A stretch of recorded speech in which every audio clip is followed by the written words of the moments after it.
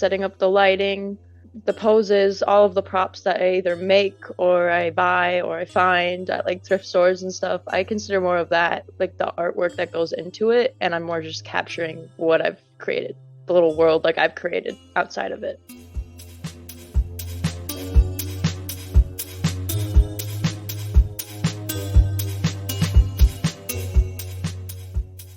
Welcome to the Flying Fruit Bowl, a platform dedicated to the discussion and exploration of art and the creative process. I'm the host and creator, Aaron S., and for this week's episode, I had a conversation with the amazing photographer, Calypsa Jefferies, aka Liminal Films. Based in the USA, Calypsa shoots both film and digital photography that explores the boundaries of liminal space and the way in which places can become otherworldly when photographed. Alongside this work, Calypsa also focuses her attention on creative portraiture and self-portraiture.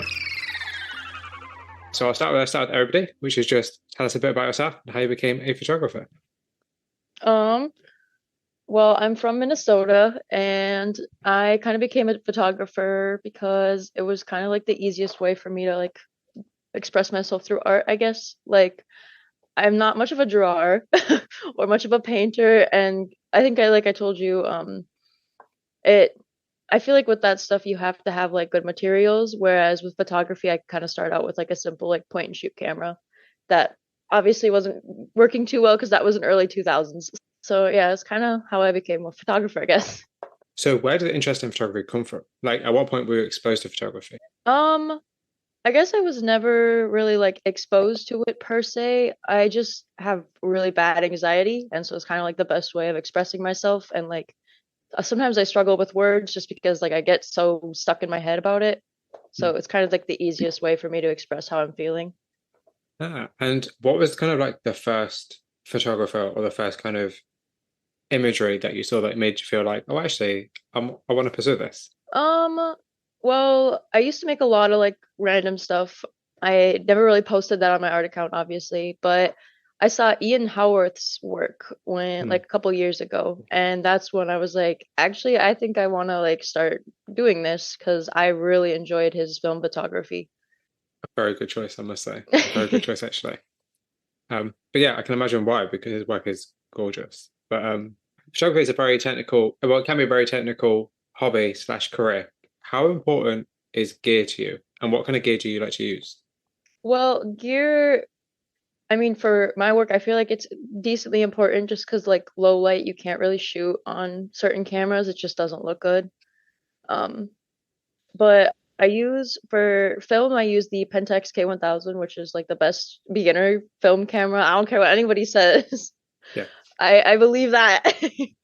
And then I use my Sony A7 II, which honestly, I probably went a little overboard with that for my digital camera. It was decently expensive, but I don't know. I feel like it's worth it, especially since I'm going to school for it.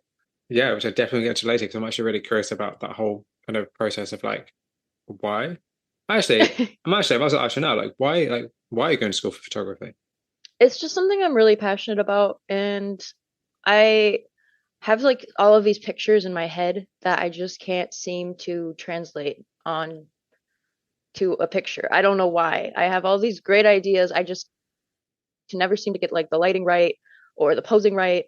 And so I feel like going to school for that, I maybe don't even Hmm. have to go for the full 4 years, but I feel like just getting like more of an in-depth idea of how to set things up will just make my work that much better. So, Oh, you know what? I 100% agree with that. If there's one thing that I think a lot of photographers that I actually know, a lot of photographers that I talk to, and a lot of photographers that I see shooting stuff like, particularly like landscapes and like cityscapes, like they don't actually know how to use a studio and they don't know how to use, like off-camera flash, for instance, or balance, tungsten light with natural light. And it's kind of interesting because you say that because that will give your work an edge.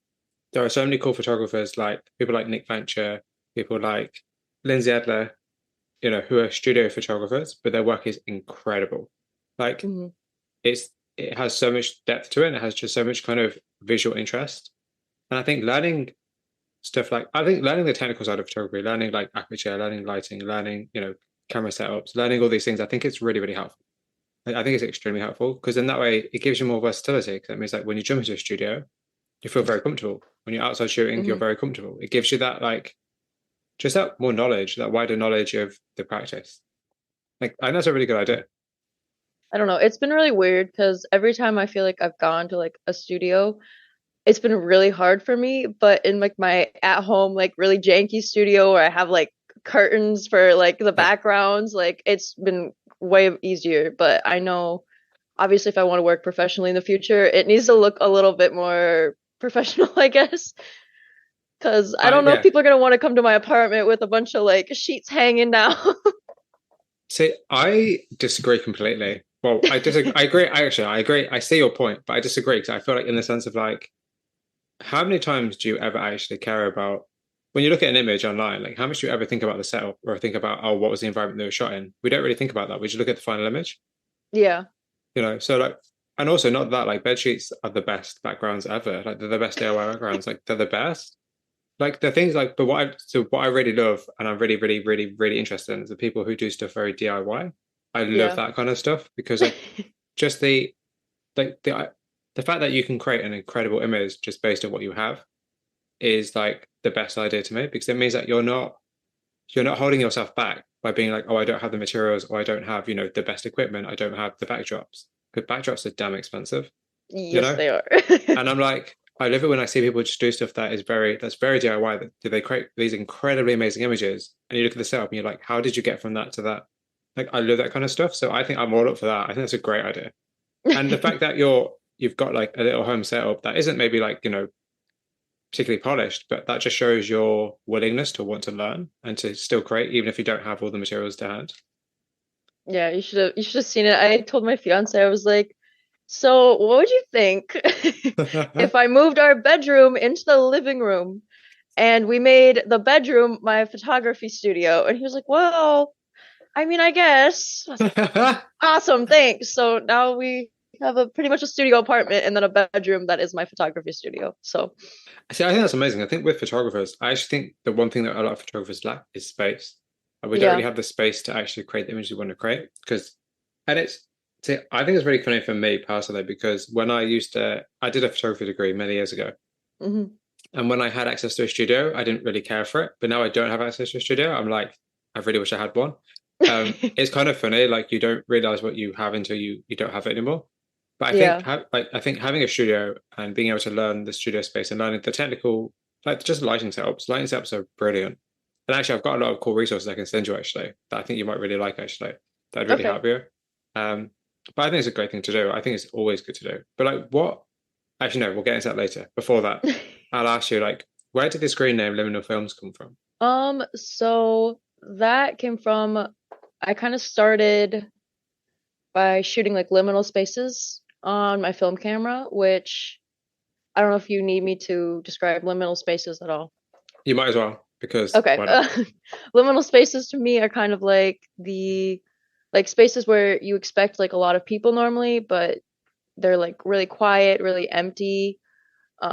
Most of the time it's at night. I don't know what it is about night and like peaceful places, but that definitely brings out more of like the otherworldly feeling you kind of get. And then films, just because I originally started shooting on film camera. That was kind of what I actually was gonna do. Like that was gonna be my work was just film, but I decided to actually switch it up digital. Like I don't know, midway through when I decided to do portraits. So I really want to get into the whole film photography debate, but we'll do that later because I'm just thinking, okay, yeah, we'll do that later because I've got that because I have an order and I'm trying to keep to it. I gotcha. I think. Yeah, actually, I'll definitely get that for later because I've got plenty of other questions around that topic. Otherwise, I'll ramble on otherwise. Um, so do you think that there are any limitations to being a photographer? um, maybe a little bit. I guess like personally, it's been hard to find people to shoot for me. So a lot of times I end up shooting myself, which is sometimes easier said than done. Yeah. I mean, I know like what I want myself to look like for the picture, so that's always easier, but trying to get like that point across sometimes to like somebody else that I'm trying to shoot, especially someone that's not like an actual model. I don't know if you've noticed, but most of my pictures are of either myself or my friends. Yes. So it's very hard to try to get like that point across to somebody obviously that's not like in your head.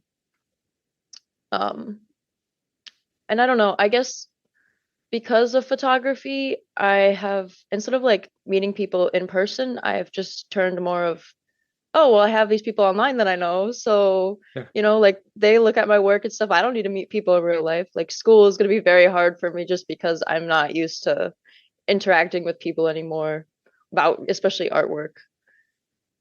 Yeah, I think that's also a really, really good thing. And actually, ironically, that's something well, not ironically, but the thing that actually I was speaking to yesterday about an artist called Carl Beasley, which will be out after this interview because of the order I did everything. Um, Gotcha.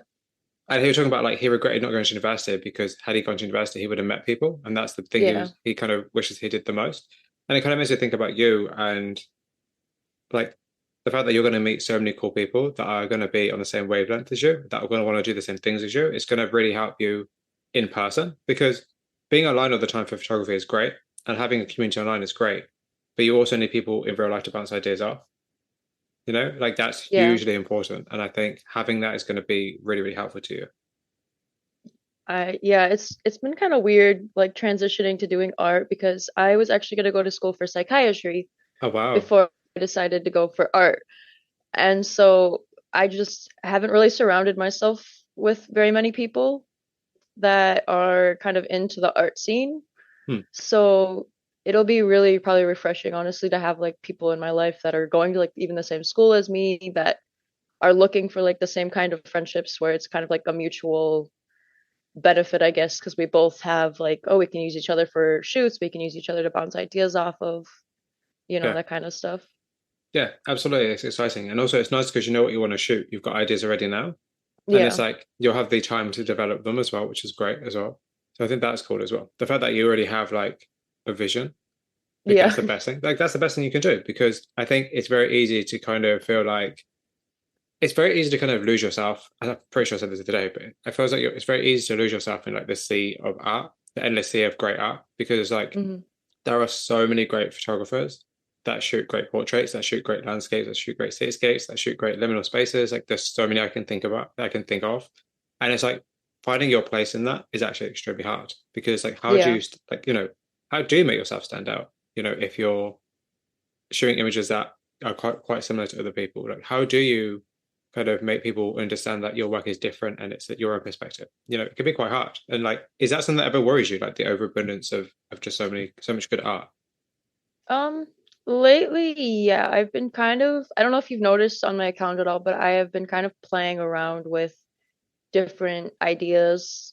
I don't know why. I had this moment where I was doing portraits. I was like, yes, this is my style. This is what I'm gonna do. And I don't know why, but I'm kind of like switching it up again. Like I just don't feel like I've found what my style is exactly. I don't know if it's just lack of knowing how to put it together yet, or if it's just something I want to do differently entirely, but I mean, I think it's. I was gonna ask you a completely different question, but like, should I ask this question? Should I ask that question? I'll ask you this other question in a second, but I'll say this first.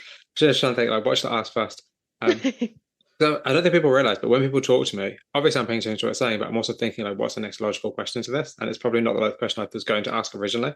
So I'm always a bit like, So I think for you, I think it's just about time. It's about giving yourself the time to understand what is that you're actually interested in, what kind of style you want, or like Hmm. what kind of subject matter you actually are interested in. Because I feel like giving yourself some time away from the internet, especially, and giving yourself some time where you can sit down and actually just ask yourself, what do I want to shoot?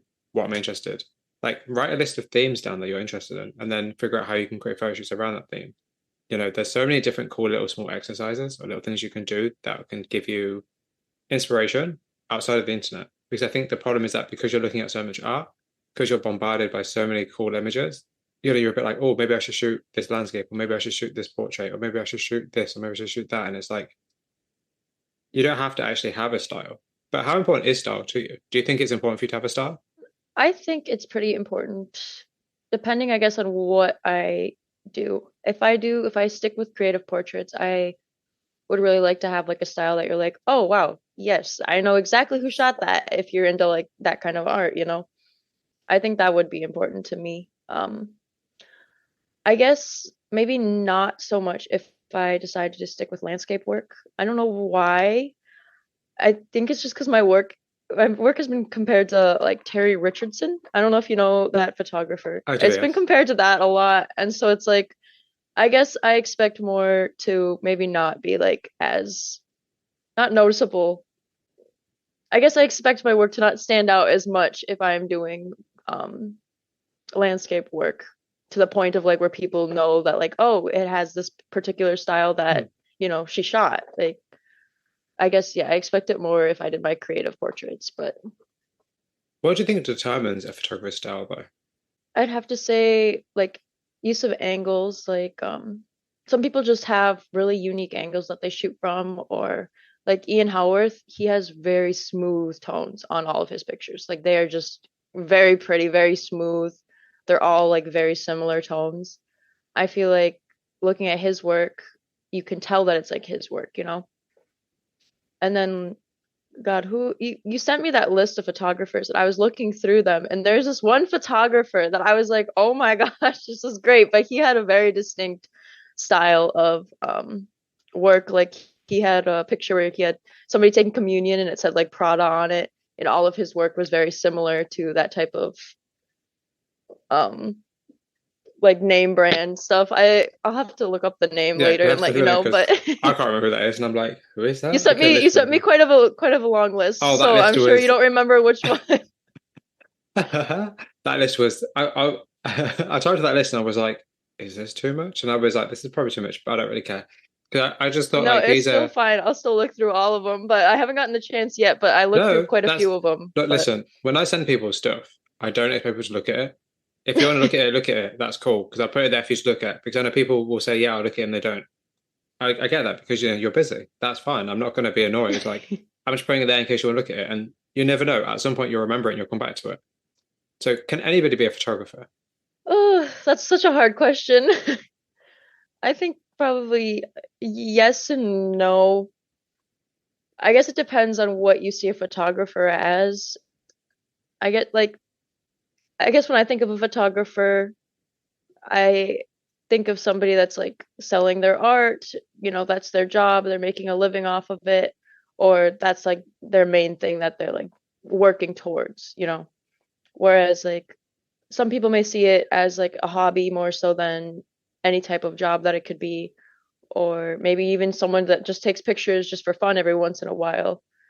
Um, I don't know. It's just a really hard question because I don't want to like downplay obviously anybody else's experience with art, but I definitely have a more rigid idea, I guess, of what a photographer is So, than maybe I even should be or okay, should so have. okay, So then. So, what is your like in your personal opinion? What should a photographer be, or what is a photographer? What makes somebody a photographer?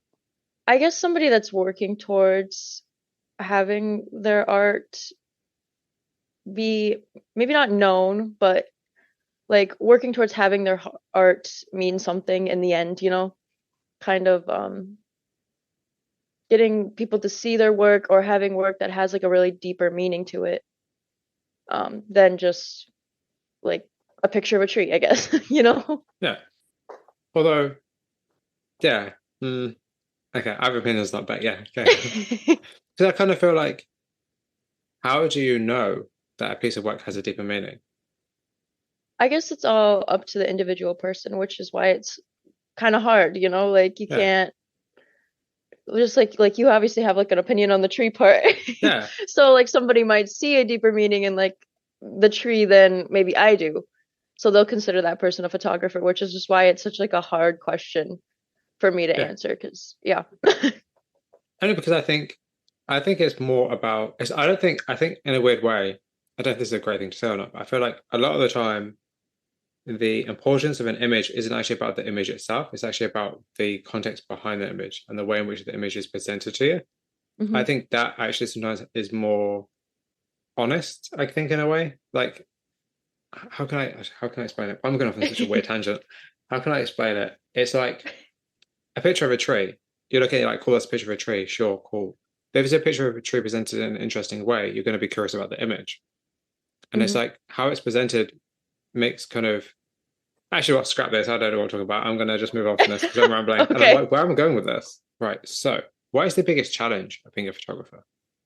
Gosh, probably just showing my work to other people has been really a challenge for me. I tend to be kind of a perfectionist. I know I've talked with you about that before, is that I really like my work to look perfect, and if it doesn't, I just don't even want to do anything with it. I don't even want to edit it. I just want to like forget that it existed. And it's really something that I'm still working on, which is why I Yeah. haven't posted in a while because it's probably my like biggest challenge with all of my art is just I don't want to show anyone. So But don't you think that it's actually quite helpful to show like the failures? Because I think one thing that we don't do, not just the photographers, but like artists in general and just creatives in general, is that we never really show the failures. We never say mhm. like why something has failed or why we don't like something. Yes and no. I guess it's hard because so much of my work has been based off of my numbers for such a long time, Hmm. especially when I started a couple of years ago and I didn't have very many people that liked my work, and now I have quite a few more people that like my work. Not a lot, but like it's still cool to see like, 1,000 people follow me, 1,000 Hmm. people look at my work. That's amazing to me. So it's Yeah. like, do I risk posting something that sucks or isn't very good and lose that? Because in my head it's so much more black and white. It's more of like I post a bad picture, everyone's gonna be like, oh, falling off. You know what I'm saying? Yeah, I understand. So yeah, it's definitely been hard, but I see what you're saying with it is probably more important too that artists are more like, hey, my work isn't always great. It always sometimes it has mistakes. Sometimes pictures don't work out. See, I think that's really interesting because Hmm. I agree and I understand what you're saying in terms of like followers and the idea of like you build up this audience, you want to keep the audience. But then you have to remember like your audience comes and goes, you know, Of just course, because yeah. you have 1,000 followers now, unless you're talking to every single one of those 1,000 followers, like how much of it really matters, you know? Hmm. Because it's just like people are going to see your work, people are not going to see your work. New people will join your your page and follow your work, and other people will drop off because people only have a short attention spans. Thing Yeah. lasts forever. Even if you had like 50,000 followers, they're not all going to be like looking at your work constantly. I think numbers are great, and I think it's always good to see your numbers go up because who doesn't like that? Let's be honest. But Yeah. at the same time, like don't put so much pressure on yourself for everything to be so perfect all the time because Yeah. things won't always work out, you know? And if you want to shoot stuff for clients in the future, if you want to shoot more commercial projects, you have to adapt, and Yeah. things will not be perfect all the time. And that light that you have that works perfectly will just break that one day before you need to shoot a campaign or something like that. Like things like that Yeah. happen. So I don't know. I hear what you're saying about the numbers, but I'd also say to you, not that you want this advice, but I give people advice which No, I can you're ask good. for, as you already know. But like just kind of take it easy and enjoy yourself. Enjoy the process of creating because you're at a point now in your, particularly online in your career, where like you have 1,000 followers. That's cool. That's only 1,000 followers. At some point, you'll have 50,000 followers, and then you won't be able to make the same kind of mistakes you can make now. You'll be able Yeah. to kind of create the same kind of work you can create now. Like as soon as you do something full time, especially if you want to do photography like full time, Yeah. you won't have the space and the flexibility to kind of just do what you want. Whereas now you have, if Of that makes course, yeah. sense. So No, that makes enjoy sense. it, I guess, is what I'm trying to say in a roundabout way. I gotcha. So, do you think that society values photography? Yes and no. I feel like I have kind of like a weird opinion on this one. We I feel like we've kind of moved to like an influencer type of photography, or like brand photography is obviously pretty big. I feel like but I feel like almost the art community has like these little niche pockets of artwork and artists, and that's kind of who appreciates the work versus like a general public, like maybe it used to with like Van Gogh and stuff, you know what I mean? Like Yeah, I feel yeah. like there was more of an appreciation for art in the past overall than there is now. Do you think that the fact that everybody has a phone that can take an image kind of muddies the water of like what is considered good photography? um yes and no. I guess I've seen really good pictures on like people have taken on their iPhones. Like there's whole art accounts dedicated to just iPhones. But I've also seen really bad ones. Hmm, So I guess it just really depends on how you shoot and what subject you're shooting. Because obviously you can't shoot everything on like an iPhone. So true. But do you think that photography is like an art form? Like, do you consider photography as like an art form, I guess, is the best way to ask that question. um yeah, I guess I would say I consider it an art form. I think the stuff that's behind it, I would consider more of the art form than just the picture part of it, like setting up the lighting, Hmm, the poses, all of the props that I either make or I buy or I find at like thrift stores and stuff. I consider yeah. more of that like the artwork that goes into it, and I'm more just capturing what I've created, the little world like I've created outside of it. Do you ever show that though? Like the whole idea of like looking for props or building props or like Um, the kind of concept versus final image? I haven't really. It's been something I kind of want to get into more. I've been kind of learning how to record on my Sony, Of so course, I'm yeah. hoping I can do more stuff like that. I definitely want to make it look nicer than me just like recording it on my phone. Hmm, So I don't know. I really like cinematography, so I'd really like to do hmm. more like aesthetically pleasing videos of me like going out and finding the stuff I want or like making some of the props that I use. And then like the whole background of the shoot and then the shoot how it turned out itself. So I have so many cool resources for you because okay. I also love cinematography. As you probably could tell, I also love cinematography. So Yes. I'm like, absolutely, I've got so many cool resources for you. Actually, in fact, what I have on my computer is I have a folder that's just called cinematography, and it's just like images I've saved over like the last 10 years or whatever. I'll send you a Wow, copy of okay. it if you want. Yeah, sure. That Absolutely. sounds good. Yeah, I'll send you a copy of it. And I'll send you all the screenshots of films that I've taken over the years because I always take screenshots of films. Because Okay, I gotcha. can't watch a film anymore. I have to just look at screenshots because I just don't have the patience. So every time I Gotcha. watch a film, I'm like, screenshot this, it looks great. This lighting's cool. This pose is cool. So I'll send you, if you want them, I'll happily send them to you. That'd be cool. Yes, please Um, do that because yeah, I want to get more into that. It's just it's hard to learn at first, but I think I'm hmm. actually going to do some of that in school as well. So, Are there any changes you'd like to see in the photography community?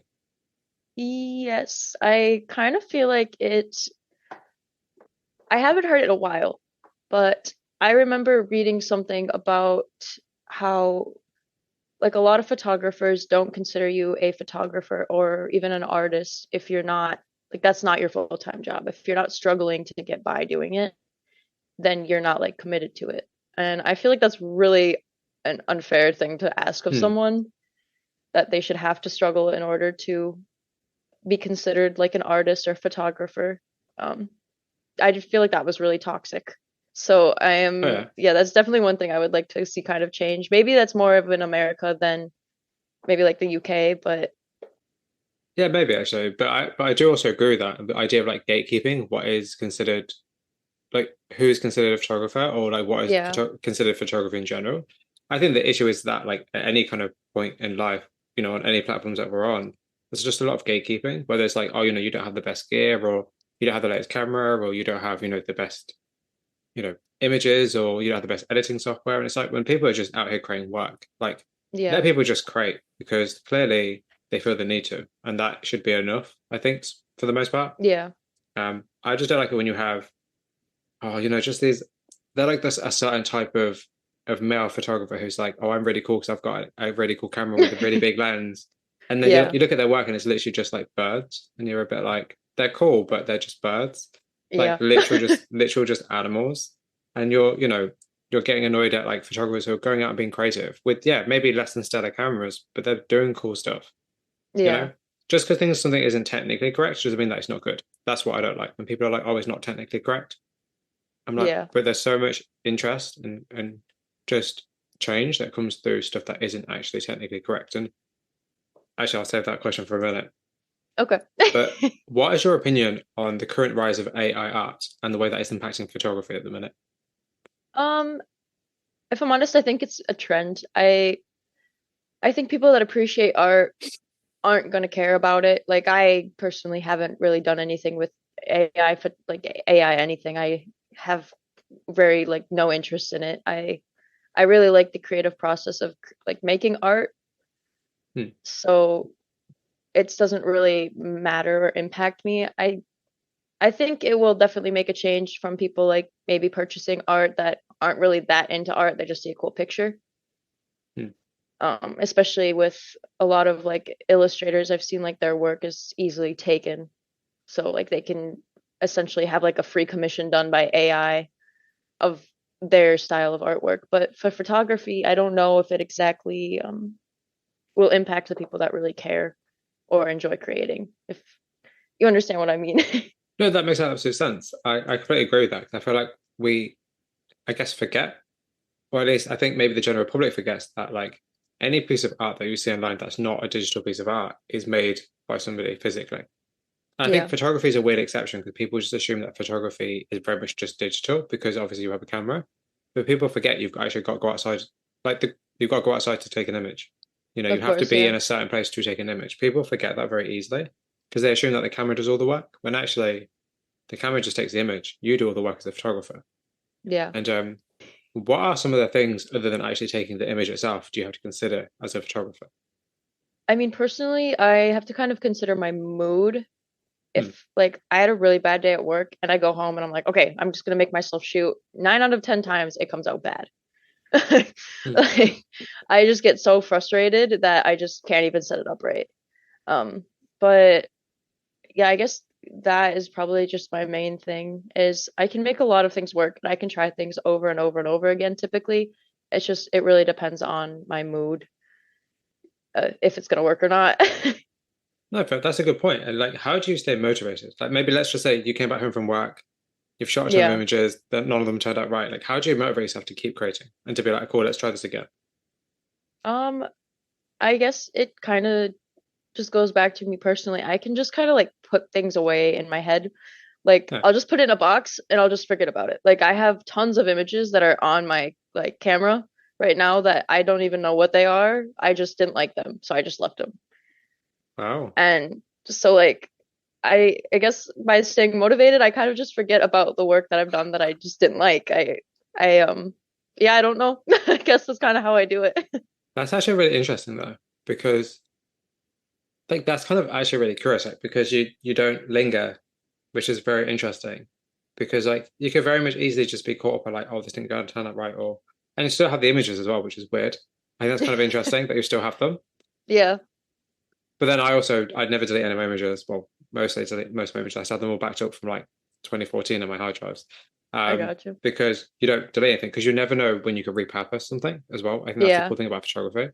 But I'm kind of curious, like, how do you know that an image hasn't gone right?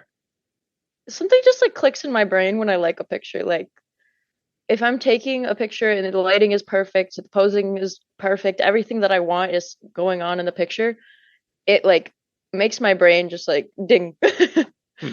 Like I can just tell that it almost like comes to life in front of me. Like portraits will look like maybe more of like a painting or the lighting will just fall perfectly on it that I can kind of tell that it's going to be a picture that I like versus sometimes I'll take a picture and it all just looks like put together. Like it all just looks like separate entities instead of like one thing that's kind of functioning. Okay, so for those who may not have seen it, can you please describe your work? Yeah, I guess my work as of right now is I'm still kind of capturing like liminal spaces, mostly at night. Um, and for some reason in laundromats, I don't know why, but I have a backlog of pictures of laundromats. Hmm. So yes, otherwise kind of just creative portraits, just kind of things I guess I can like I imagine in my head. Not really I don't really feel like they have too deep of a meaning at this point yet, but I would just yeah, more creative portraits. So, So laundromats are interesting to me because I feel like laundromats in America are so different to how we have them here in the UK. are they? Because here in the UK, nobody really goes to laundromats anymore. There's hardly any anywhere. Oh, gotcha. Yeah, Just they're really big because, still here. yeah, yeah. Whereas they're definitely not here. It's only if your washing machine breaks down do you go Yeah. to one. Like that, the idea of like, and it's actually funny. So it's funny to say laundromat as well because I sorted out the cover image for this interview, and I actually chose one image of laundromats, which is funny. Because that's an image that I chose, and I was like, 'cause I had about three different varieties I was going to go with, and I was like, which one do I want? And I actually chose your laundromat because I was like, this is really interesting to me. So it's kind of Yeah. funny to say that. But yeah, laundromats are interesting because it's like just this idea of like interior spaces, because there's something interesting about looking at an empty interior space, especially. And like, Yeah. I like interior is something you want to continue with in the future. Yes, they definitely would be. I'm kind of at this weird crossroads where I want to almost go two different directions with my work. Hmm. So I guess I'll have to kind of see what I guess I settle on, especially the more that I learn and the more that I shoot in studios, whether or not I want to create work like portraits or if I want to do more landscape, liminal spaces type stuff like that. Do you have to settle though? Yes and no. No, because yeah, my artwork can be whatever I want it to be. I don't know. I've had this like idea that my artwork needs to be a specific style, like a specific thing, and I would need to have like a separation between those two different styles, if that makes sense. Like almost like a separate account or a separate username or something that kind of makes those styles like their own thing versus both being the things that I mainly do. Okay, so I very much understand that as somebody who has shot model tests in the past, and now I shoot like Yeah. a lot of landscapes. Like I really understand that because you kind of want to figure out like your identity as a photographer and where your work Hmm. lies. But I also kind of feel like you don't actually have to settle necessarily. You could just work in seasons. You can have like, so in the summer, you'll shoot landscapes, and in the winter, you'll shoot portraits. You could do something like Yeah. that. Or you could make it so that your commercial work and your fine art work is the way I like to kind of separate the two. Like they can have the same kind of themes and principles and kind of same aesthetic. And that way your work Yeah. can feed into both. Because wouldn't it be really cool if you were to shoot like an ad campaign in a laundromat? Of course. You know, Yeah. something I like get what you're that. saying. Like it will combine both of the different kind of worlds together. Yeah. Because I think nowadays, especially with like, I don't know if you want to get into the whole fashion realm, but especially with the fashion realm of photography, I think emphasis on the location has become Yeah. really, really important in recent years. And the idea of like going out to places to shoot and going to different cities to shoot in different environments to shoot images. That could be a print hanging on a wall, or it could be, you know, a a portrait session for somebody. Like people like Tim Walker. I don't know if you know the artist Tim Walker. Um, I'm not sure. I'll send you a link to his work if you don't know. But he's Okay. a really, really cool British photographer, very, very kind of very renowned here in the UK at least. Yeah, I just assumed you know his work, but you don't, which is cool. But somebody like Tim Walker, like his work is, and actually, so people like Tim Walker, people like Alex Prager, people like um, even Todd Hydo at the minute, like their work has a nice intersection in between Hmm. commercial commerciality, but also like fine art. It kind of sits Yeah. in that border where it's like it's a bit of both because you can have it as a print, but it can also be like an ad campaign. Yeah. Maybe that would be the good solution for you, is to have your work kind of sit in that middle ground of the two different sectors that you want to go into. Yeah. Yeah, it definitely sounds like something I would be kind of interested in learning more, kind of what that means, I guess, for especially for my work. Um, because I feel like you definitely have to have more of a polished feeling to have something that can be a campaign and also a print. Yeah, But yeah, yeah, yeah, I yeah. have Yeah, plenty of you'll time need to figure all that out. So that, but like that's a bit of it is that you have the time. Like, yeah, but you are right. Like, there's like a very specific like American aesthetic when you have people yeah, like I don't know if you know the photographers, but people like Nadia Lee Cohen, for instance, or you have people like Philip Luca de Corsia, who have like a very even like Gregory Crewston, who everybody knows, like yeah, their aesthetic is very American. They have a huge American aesthetic. That works for a lot of people. But then I also feel like it becomes a bit boring after a while. Um, yeah, I don't know. It's about finding what you're interested in and the kind of visual identity you want to have through both the mood, the images, the tones, the composition. You know, and as you said, you've got plenty of time to figure it out. You know, yeah, yeah. so No, I almost oh, sorry, go ahead. no, no, go ahead, no, go ahead.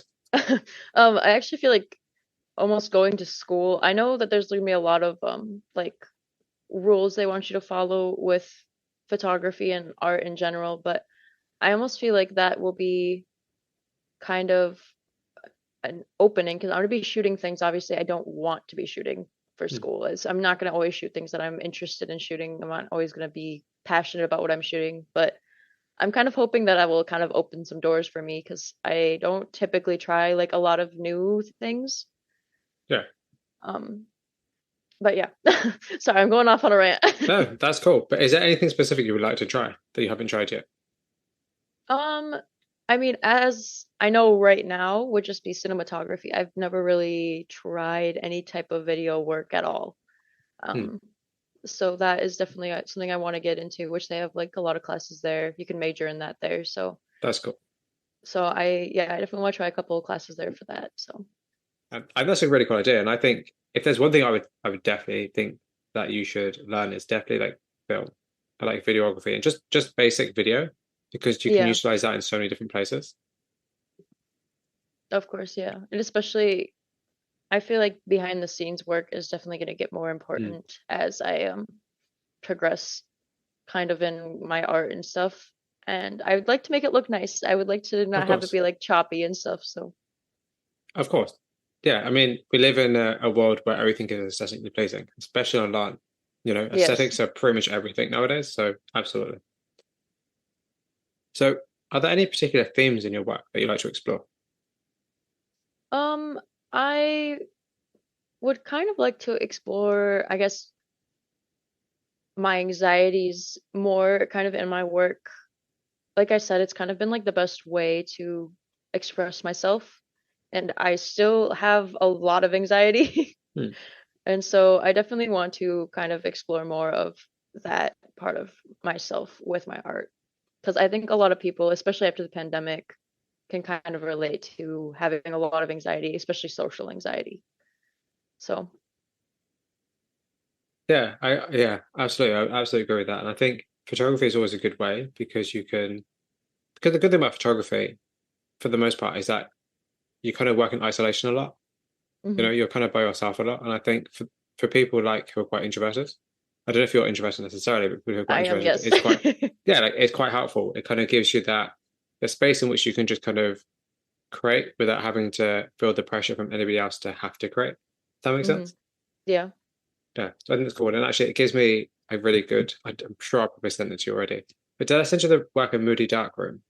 Yes. I Yes, I did. actually am the one I posted that, and you were like, wow, this is a great artist. And This I is was why. like, Okay, so yes. you're the reason I saw that. Okay, okay. Thank you. I'm glad you reminded me that you could. Okay, I've got huge credit for that.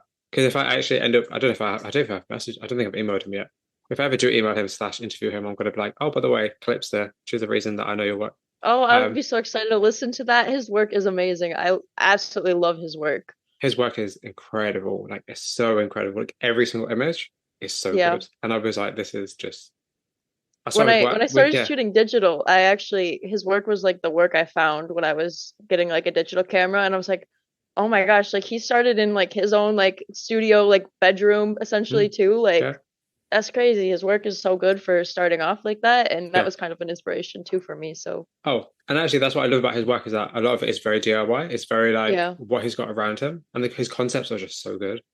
they are. They're Um, really but that's also a really good example of like a good technical skill and good yeah, understanding of lighting and good understanding of mood and atmosphere and color, especially. And like, that's the kind of things you want. You want to learn all these things. You want to kind of have a good idea of yeah. like how to make images that make people stop and be like, "This is cool." Um, talk about his work. I will talk about his work. That's what you want. You know, his work is cool. I might message him actually. Have I messaged him? I don't think I have, but I want to because I want to interview him. It'd be great. I'd be like, awesome. Anyways, um, so I go completely rambling on, fangirling over some guy's work. That's It's perfect. okay. I started on it too. I'm just like, it's just so nice. It's just so nice to look at. Although, if there's, I It's mean, very very pretty, then again, especially. Ugh. I do sometimes feel though like it is a bit too pretty. If you know what I mean. I don't know if that makes any sense, but it feels like it's a It bit is very perfect. like it feels a bit It too much. it has You know? very perfect setup and everything. There, I haven't really even been able like. I think I do this subconsciously. Sometimes I pick out like little mistakes, almost to be like, Yeah, see, other people make mistakes. But yeah, like yeah. his work, I cannot pick out mistakes, and 90% of it is just is beautiful. I love it. I think the only criticism I probably have is that like that dreamy hazy edit. It's nice after the Yeah. first few times, but then if you sit in Yeah, every he does image, use it for a lot. you're a Yeah. bit like, okay, cool. We can try something else now. Um, But then again, that's his niche and it works for him, so fair enough, actually. Yeah. And to be fair, if I was doing creating that kind of work, I wouldn't care one bit. So, actually. But yeah, I think that's a really good inspiration, I think there. Right. But anyway, getting off of that random tangent that I'm Yep. gonna absolutely cut out. Um, so how has your upbringing or life experiences played a part in the work you create? Um, well, I grew up with like a lot of mental health issues. So, like I said, like my artwork has really been just the easiest way for me to express myself. Um, I grew up kind of, I grew up in a Catholic family that wasn't very, my stepfather wasn't really that accepting to like mental health issues. Like that Hmm. wasn't like a thing. You just need to like grow up and get over it. Hmm. And so that kind of made me like stuff down like my feelings and kind of how I was handling my emotional stuff. And so my artwork is definitely heavily impacted, especially my beginning artwork that I don't really have up anywhere was very heavily impacted by kind of just that and my experience of like I moved out when I was 17 and I lived in my car for like a month or so Oh, and then wow. I lived in county housing until I was probably 20. Oh, wow. So like a lot of my work is definitely inspired by just like a lot of that kind of stuff that I went through. So yeah. Yeah, yeah, yeah. And of course, yeah, it's based on like your traumas and your past experiences. And also like the interesting thing about art is that art has always been a release for a lot of people. A Yeah. lot of people come to art because it's like it's healing, it's like therapy. And you Hmm. can kind of really you're able to process a lot through images and Yeah. kind of like you can show a lot of emotion and kind of there's a lot of like the whole adage that an image says 1,000 words. I probably butchered that, but it's actually really true, especially if you're going through a lot and you don't want to talk to people about it, but you can create a piece of work about it. It's just Yeah. an easier way to communicate with people. So yeah, that makes sense. And I'm sorry that you went through all that because that's not ideal. It's definitely not ideal. But I'm Well, it's also glad that okay. you're in a better place. Yeah, but I'm glad that you're in a better place though, Yeah. which is nice. And also, I actually really appreciate and I like the fact that you kind of like that hasn't held you down. It's not like, oh, it's not like a sob story. It's like, okay, this is what happened. Actually, this is going to inspire me to create, more work so we can talk about issues like this. Because that's the cool thing is that like you can really easily have this conversation with people who may be going through that now. Yeah. So it's like, and I appreciate and respect that a lot because not everybody wants to do that. So yeah, I appreciate that. And I respect that a lot. I guess some like going through all that stuff was definitely very important for who I am now. Hmm, Especially I had kind of an issue with my sobriety when I was younger as well. hmm. And so like I woke up one day and I was like, I don't want to be like this. And I got sober and I've been sober ever since. So that's And so amazing. like that kind of stuff kind of just like I don't see it as anything bad. I see it as like that's how I grew as like a human being and how I got to where I am now. So So I want to talk to you about your creative portraiture and also your yeah. self-portraiture because it's like from a person who doesn't actually create any images at all, like how difficult is it to find models and how kind of difficult is it to actually shoot images of yourself?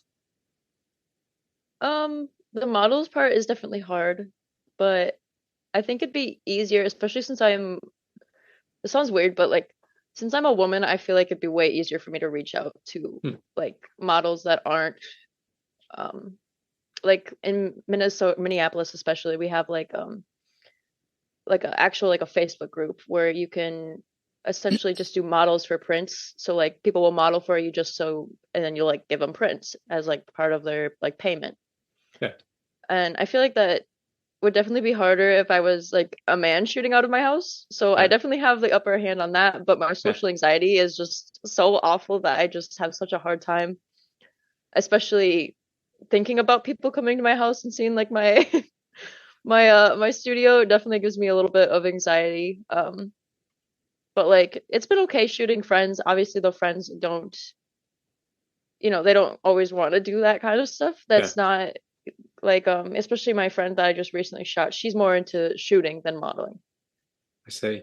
Yeah, so it's kind of hard. So then I end up having to shoot myself, and in a way, it's easier to shoot myself. I know exactly what I want. I know how to pose because I did have my little like brief stint with modeling. Hmm. Um, So that definitely like helped me get more comfortable in front of the camera, especially there's no one even like there to shoot me specifically. It's just me shooting myself, so I don't care if I look stupid. Um, it's more of just the flow of the camera and definitely lighting because a lot of my lights you have to hold up. Hmm. So like if someone ever came in while I was shooting myself, you'd see like my lights hanging from like the ceiling or something like tacked into the ceiling. So like that's definitely kind of the struggle with shooting myself. Yeah, I think that's a good point though in terms of like lighting, especially because I feel like that's the one issue if you're shooting a self-portrait is that like where's the light come from? Like, because Yeah, if you don't have a tripod, if you don't have like lights that have tripods, if you don't have a wireless connector or like a remote for a timer, it can really be a struggle. But yeah, I like the fact that even if you don't have any of those things, you're still going out and creating work. Like that's still a really good thing. yeah, And do you think? Because I think self-portraiture, I think is like a weird niche because it's something that I've always loved. It's something that I did a long time ago, and I'd happily do again in the future. yeah, Um, but I think with the rise in like selfie culture, especially, like, do you think yeah. that self-portraiture gets like a bad rep for being narcissistic? I mean, I've never heard of that exactly. Like, I've never had anybody like say that or even so much like reference that. But I could definitely see how it could, because yeah, you're right. Like, selfie culture is just kind of crazy. Like, people will post like have whole accounts just of them like smiling, like just little Yeah, poses instead of like actual artwork. So I could definitely see where people could consider that like narcissistic. Um, I mean, it's not, I guess for me, it's not like I exactly enjoy shooting myself. It's more of lack of resources, and I have an image in my head that that's what I want to create. So, it's for yeah. necessity as opposed to Yeah. for any other reason. I don't exactly enjoy shooting myself. Like I said, it's kind of a struggle. So I would prefer being able to like move around with the camera and get the angles that I want versus having it set up on a tripod or even like a table and just moving it around. So Sure, no, that's fair enough. That makes sense. But I don't know. I don't know. I think there's for me personally, I think there's something really really cool about self-portraiture and the idea of like playing a character and the hmm idea of kind of like almost kind of it sounds weird, but like transcending yourself. Because when you look back on the image, yeah, it's you, but it's just in the likeness of you. It's not actually you. There's something yeah, really nice about that. And like, like I'm really, really interested in, I guess, exploring, but just like the idea of like photographic reality. Does an image represent the reality that we live in? Because, photography has always been tied up with real life. We've always yeah, considered, or people have always considered photography to be reality. You take an image of a street, it's an actual street. But there's a lot of kind of work that blurs the line between creating an image of the world and creating an image of something that's otherworldly. And like your work yeah. sits in that place as well, especially with liminal spaces in general. But just like even self-portraiture sits into that place where like it's you, but it's not you. I Like, definitely wear a lot of wigs in my work too. So yeah, yeah, so yeah, because it definitely changes it up a little bit. because it's like you become a character in your own world, and then you Yeah. become, this other person, and then it's just like I don't know. I've always wondered like how do people not justify that, but how do people explain that if they're standing in front of their work in a gallery space, it's an image of them hanging on the wall, but they're also standing Yeah. by the work. Like, I don't know. That sense of displacement is really interesting to me. I don't know. I think I do too much thinking about focus, but I do. Um, so do you consider your work because you feature a lot in your work and you shoot a lot of images of your friend who's also a female? Like, do you consider your work to have themes and thoughts around like the female experience?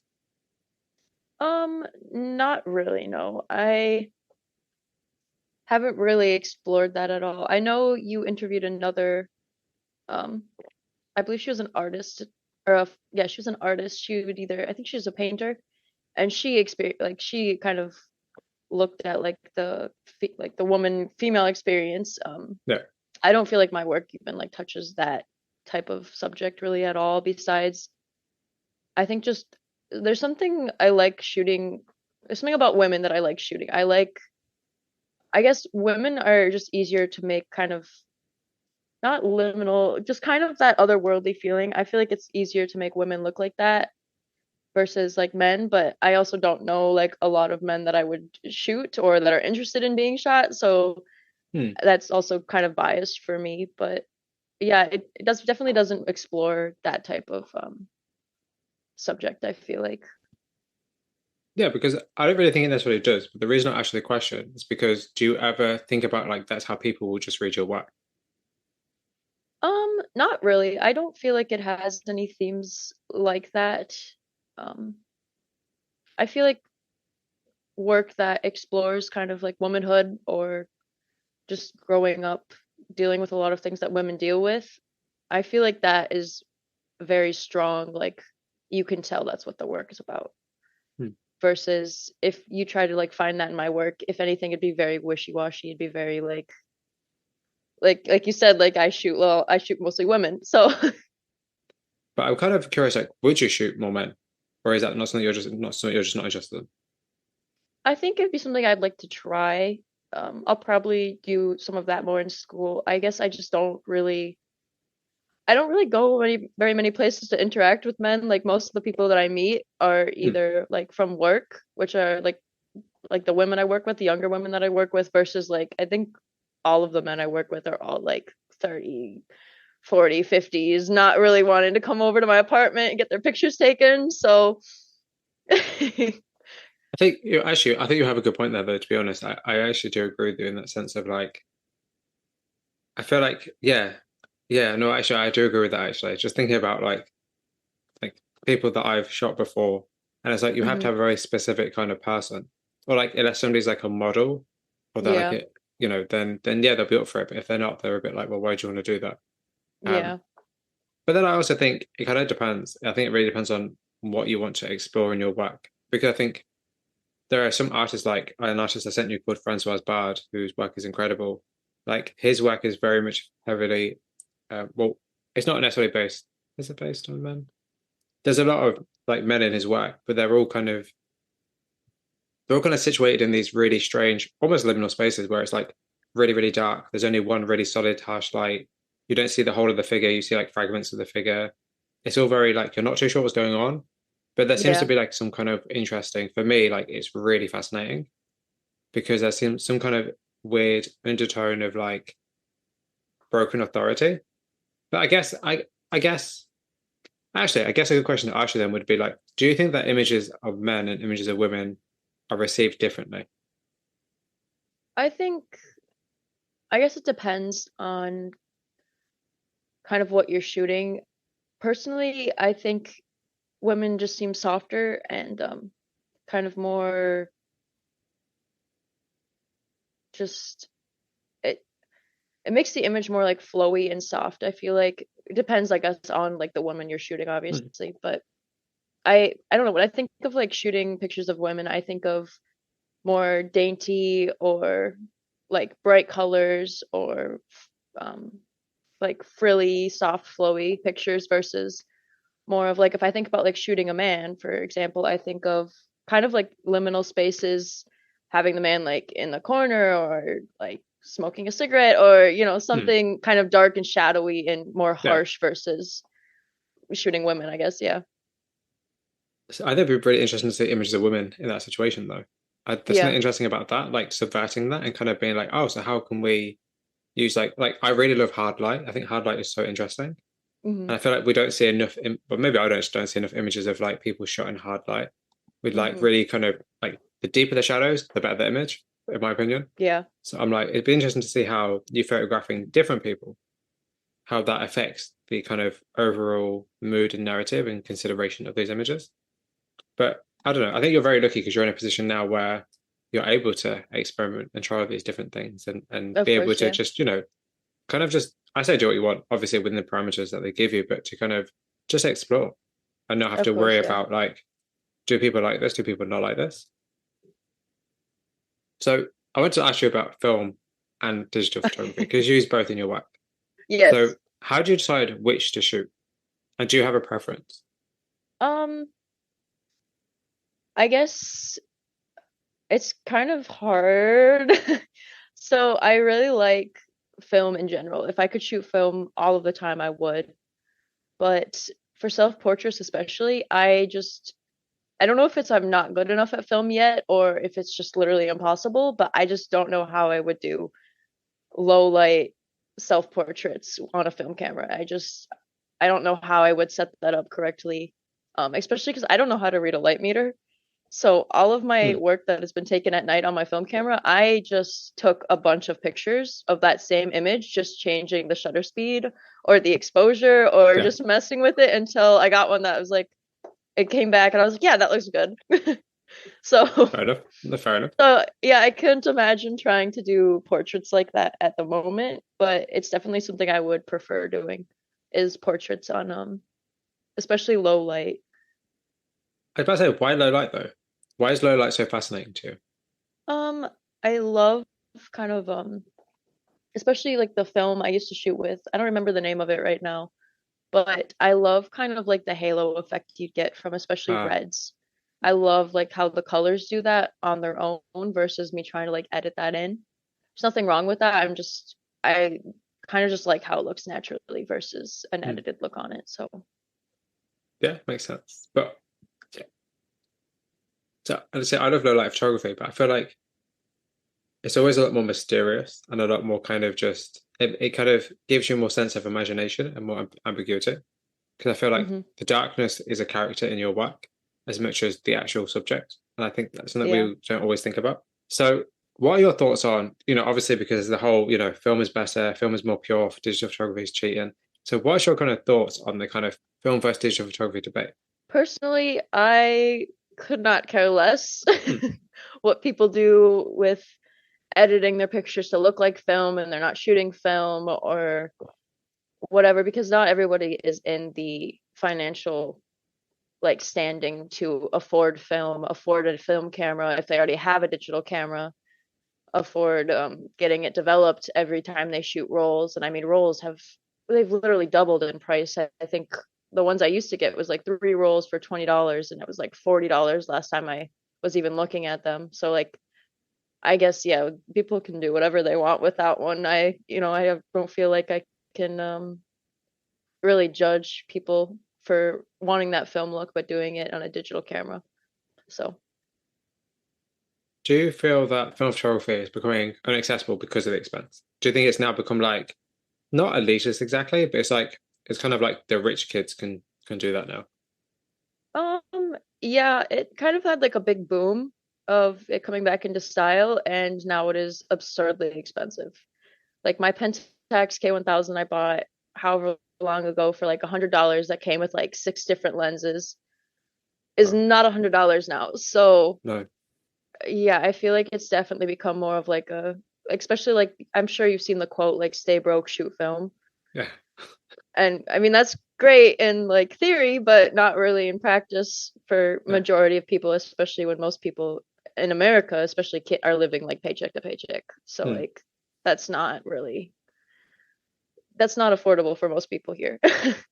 Absolutely. And I think it's frustrating, I imagine, as somebody who wants to shoot film or wants to continue shooting film, if the price are only going up because other people are accessing it. It's kind of like nothing's really sacred anymore Yeah, because commerce ruins everything in the end. And it's kind of like it's a shame that because so many people find like are hopping on the trend of film photography that it impacts actual photographers who are using film, yeah. you know? I think it's kind of it's not very cool, I don't think. I don't think it's really cool at all. But then I also kind of feel like, do you think there's a need for film photography if people can just shoot digitally and get that same film look? I think it just really depends on the person. I personally, when I shoot film, I think I actually try harder than when I shoot digitally. I think it means more to me because I know I can't check how that picture looks right after Mm, I shot it. I can't take it 12 more times. I mean, I could, but that's waste of money every time I mhm. shoot that picture. So I want to make it worth the money that I just essentially spent taking it. Yeah. Versus, yeah, digital, you can just shoot away as much as you want. So, Yeah, the thought of not being able to look at the image once you shot it just strikes fear into my heart.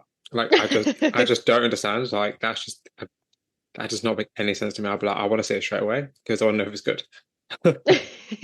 Because yeah, no, that definitely depends on the person. It is bigger for me than I am guessing. Yeah, for you, you yeah, obviously you didn't start like that. I started shooting film, so that's yeah. yeah, I don't know. There's a yeah. difference for me on that. So, do you have a dream photo shoot you would like to create or a dream travel location you'd like to visit? Well, I would like to visit the UK eventually to shoot there because I love the architecture there.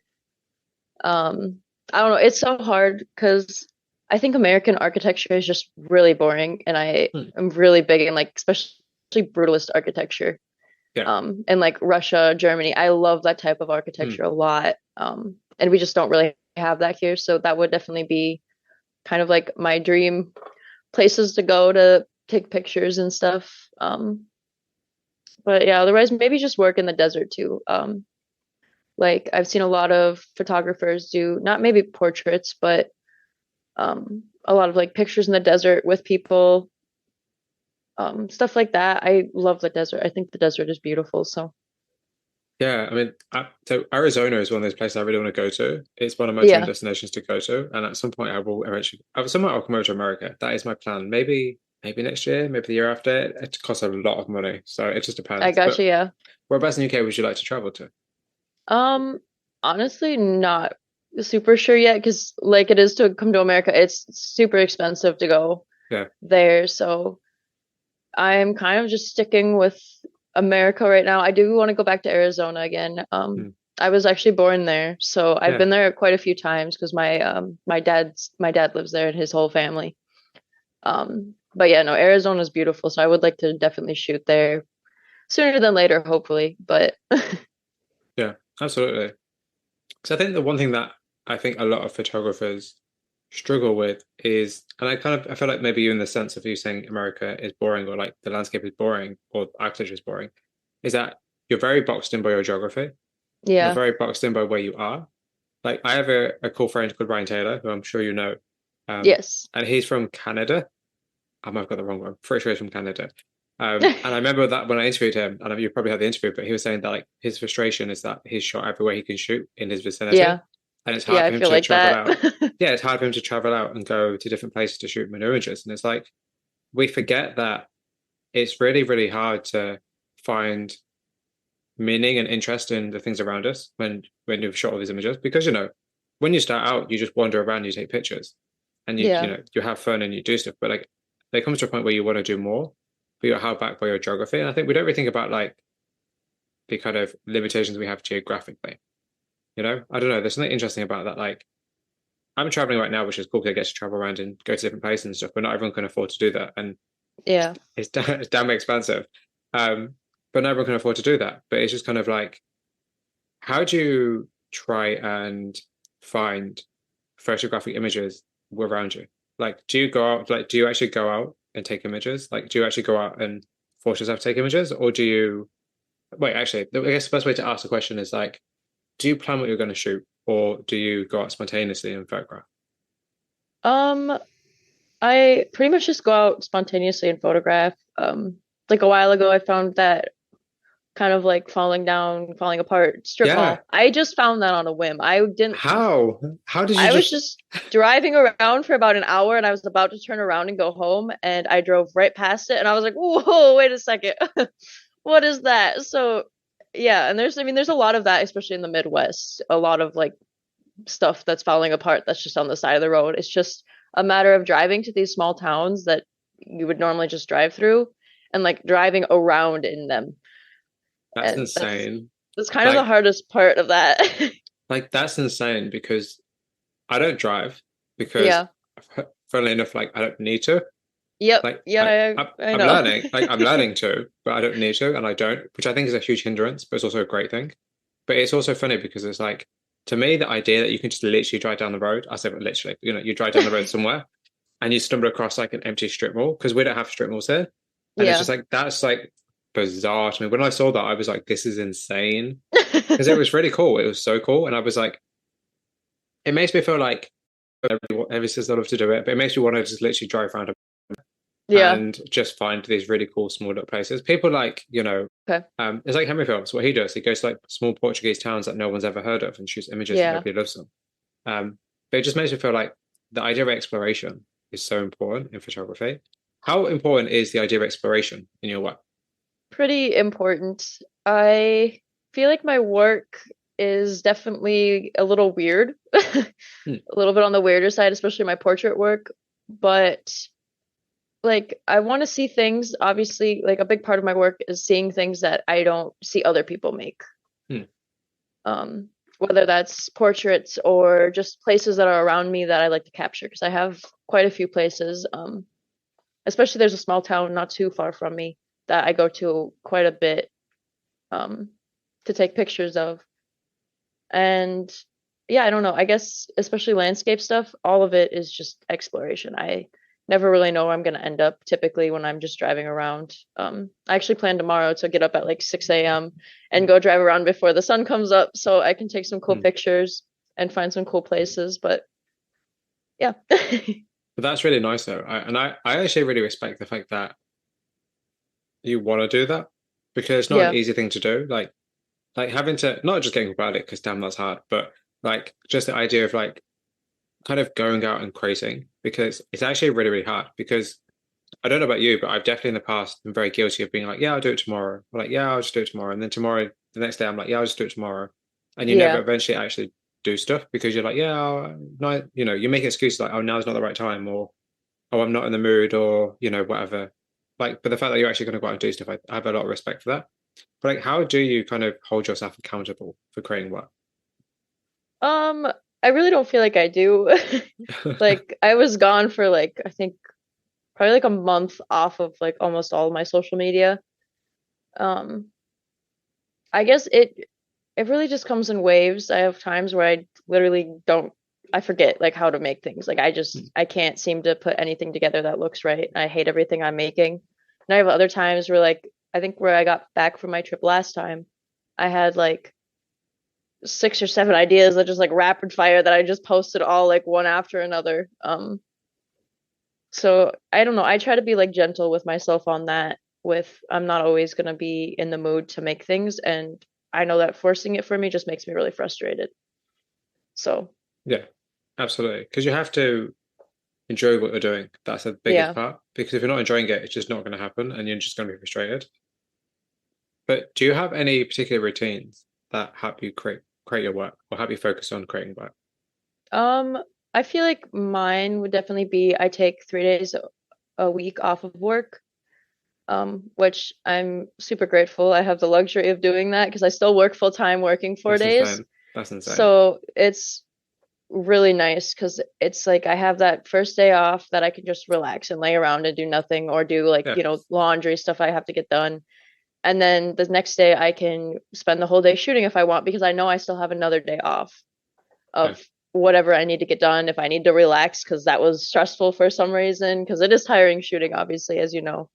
Yeah. So like, yeah, that's kind of my routine to make sure that I'm taking care of myself enough that I have the energy to continue shooting. So Yeah. Actually, I think that's actually a really important point. The idea of like giving yourself the time to do things and like yeah. having like making the space to do things and making the time to do things because that's actually really good. And actually, I think that's a great setup. I'm actually extremely jealous of that setup because I'm like, I really wish, like, I'm very lucky. Like, I have 2 days off in a row from work, and I'm very lucky Yeah. because not everybody has that. And my shifts are always the same, so I'm very very lucky. But I also would love an extra day off work. That'd be so good. Yeah. Like, I can get so much more done. Um, Yeah, no, so that's I'm that's just like, kind of why I started taking that off, is I was just too tired to make work after working hmm, 5 or 6 days in a row, and I was like, I can't do this. So, and actually, that's a good question to ask you. I can't remember where I put it on this list, but like, how do you balance shooting images and having a job? um, well, I'm pretty lucky. My job is really flexible. I I don't know. I work by myself like a lot in the Hmm, daytime because I am like the opening manager, so I'm by myself, which hmm, as I said, I'm very introverted, and so working by myself doesn't really drain me as much as I'm sure if I was working with like a bunch of other people all the time. So I definitely get lucky. When I come home, I'm not always as drained as probably maybe you are. I don't know if you work with people a lot and if it's really draining for you. So yeah, no, I definitely get lucky with that. So I'm kind of curious, like how you shoot images. Like, do you shoot work in series, or do you shoot a lot of images at once and then kind of figure out how they fit with one another? Um, I kind of shoot all at once. Um, I've only ever like shot the same kind of idea twice, which is Hmm, when I shot the black and white, my first black and white ones that I did. That's the Yeah. only one that I did like a separate shoot for. But otherwise, I normally shoot all of my stuff at once, and then I just kind of post it as I edit it. So So how do you actually stay organized with shooting new work versus editing old work? Like, do you edit straight away after you've shot images, or do it you wait? depends. Depends if I really liked it or not. If I'm really excited about the work that I just shot, I will literally edit it right away. Like Yeah, as soon as I get home, no matter how late it is, no matter how like what I have going on, I that's will the just same. sit down and edit it. But of I don't really like care for it, but I still think it's like good. I'll probably take like a day or two before I edit it, but I always edit like I I'll send my work to my phone from my camera Hmm. and I will actually edit that before I upload anything else from my camera, like whatever my Okay. most recent work is. Oh, So, so I'm always interested in how people edit their work and like your workflow when it comes to editing because I just find it really interesting because everyone has such a different take. Like that's a really interesting idea. Like, have you ever? But I'm kind of curious. Like, have you ever just like sat on your work for a month and not actually touched it in terms of editing? yeah, I actually have like a lot of stuff that I would like to go back on and maybe look at again. I actually did a shoot in a studio with one of my friends that I liked a couple of the pictures, but I never really went back on it. Hmm. So I would like to go back on that and maybe just edit some of them to see how they turn out. Um, yeah, I don't know. Typically, if I am gonna post something or if I like something, it is already on my phone by the time I'm done shooting. So, Wow, that's insane. That's insane. But so actually, I don't think I put on this. Did I put on here? No. So how many images do you actually typically shoot if you're working in digital, especially? I guess it depends on what I'm doing. If I'm doing landscape, I can shoot anywhere from like 10 to 50. Hmm. If I'm doing portraits, I typically only shoot maybe 20 or less. Oh, wow. I try to set up every picture, so they're literally like what I want, perfect right Hmm. there. That's it. I don't really try to like take the picture at all unless it's set up, um, like essentially like final work shot. Like, Okay. yeah. And like, how do you choose how to edit an image? I don't really know yet. I kind of just play around with whatever I think looks good. I haven't really done too much editing. So, yeah. So there's something I was thinking about the other day, which is why I put on this interview. I was like, I want to ask somebody about this. Oh, I'm interviewing Calypsa, I'll ask her. But like, do you think that like Instagram filters and having access to presets have kind of made it harder to figure out how to have like an editing style? Yes. Yeah, it definitely has. There's so many different ways to edit, and none of them are very like obviously unique because they're all on different apps. You could just hit it and it completely changes a bunch of stuff on your picture. So, yeah, it's definitely way too many options. I think it'd be easier almost if I just went into like Photoshop and messed with things myself. I just don't know enough about Photoshop yet, Yeah. to really like do that. There's so much on there that is so confusing. But Yeah. I'd advise you to learn it. Like, why not learn it? Um, but actually, so what are your thoughts on composite images? So like images that are not straight out of camera. So maybe somebody's like added a sky in, or maybe someone has shot like three different poses and then combined them together in Photoshop. Um, Personally, not exactly like my cup of tea. I think it'd be interesting to mess with a little bit, Hmm. but I don't know. I guess I'm like really set on minimal editing in most of my stuff. Hmm. Um, I don't know. I know you saw my like past my film work. I really Yeah. didn't edit like a lot of that. Okay. I really like very limited editing pictures. So Do you think that people rely too much on editing nowadays? I think they can. Yeah, I there's something about like completely changing a photo where it doesn't even look like where you took the picture that I almost don't like. There's some things that you can definitely edit in that will like enhancing it almost. Um, but yeah, I don't know. You can definitely go too far with editing now because there's so much that you can edit. Like you said, like completely like putting in a new sky or even like I messed around a little bit with Photoshop when I was younger and I literally put like mountains in the desert and like this really weird sky in the background, and it all like flowed together, and it was very odd.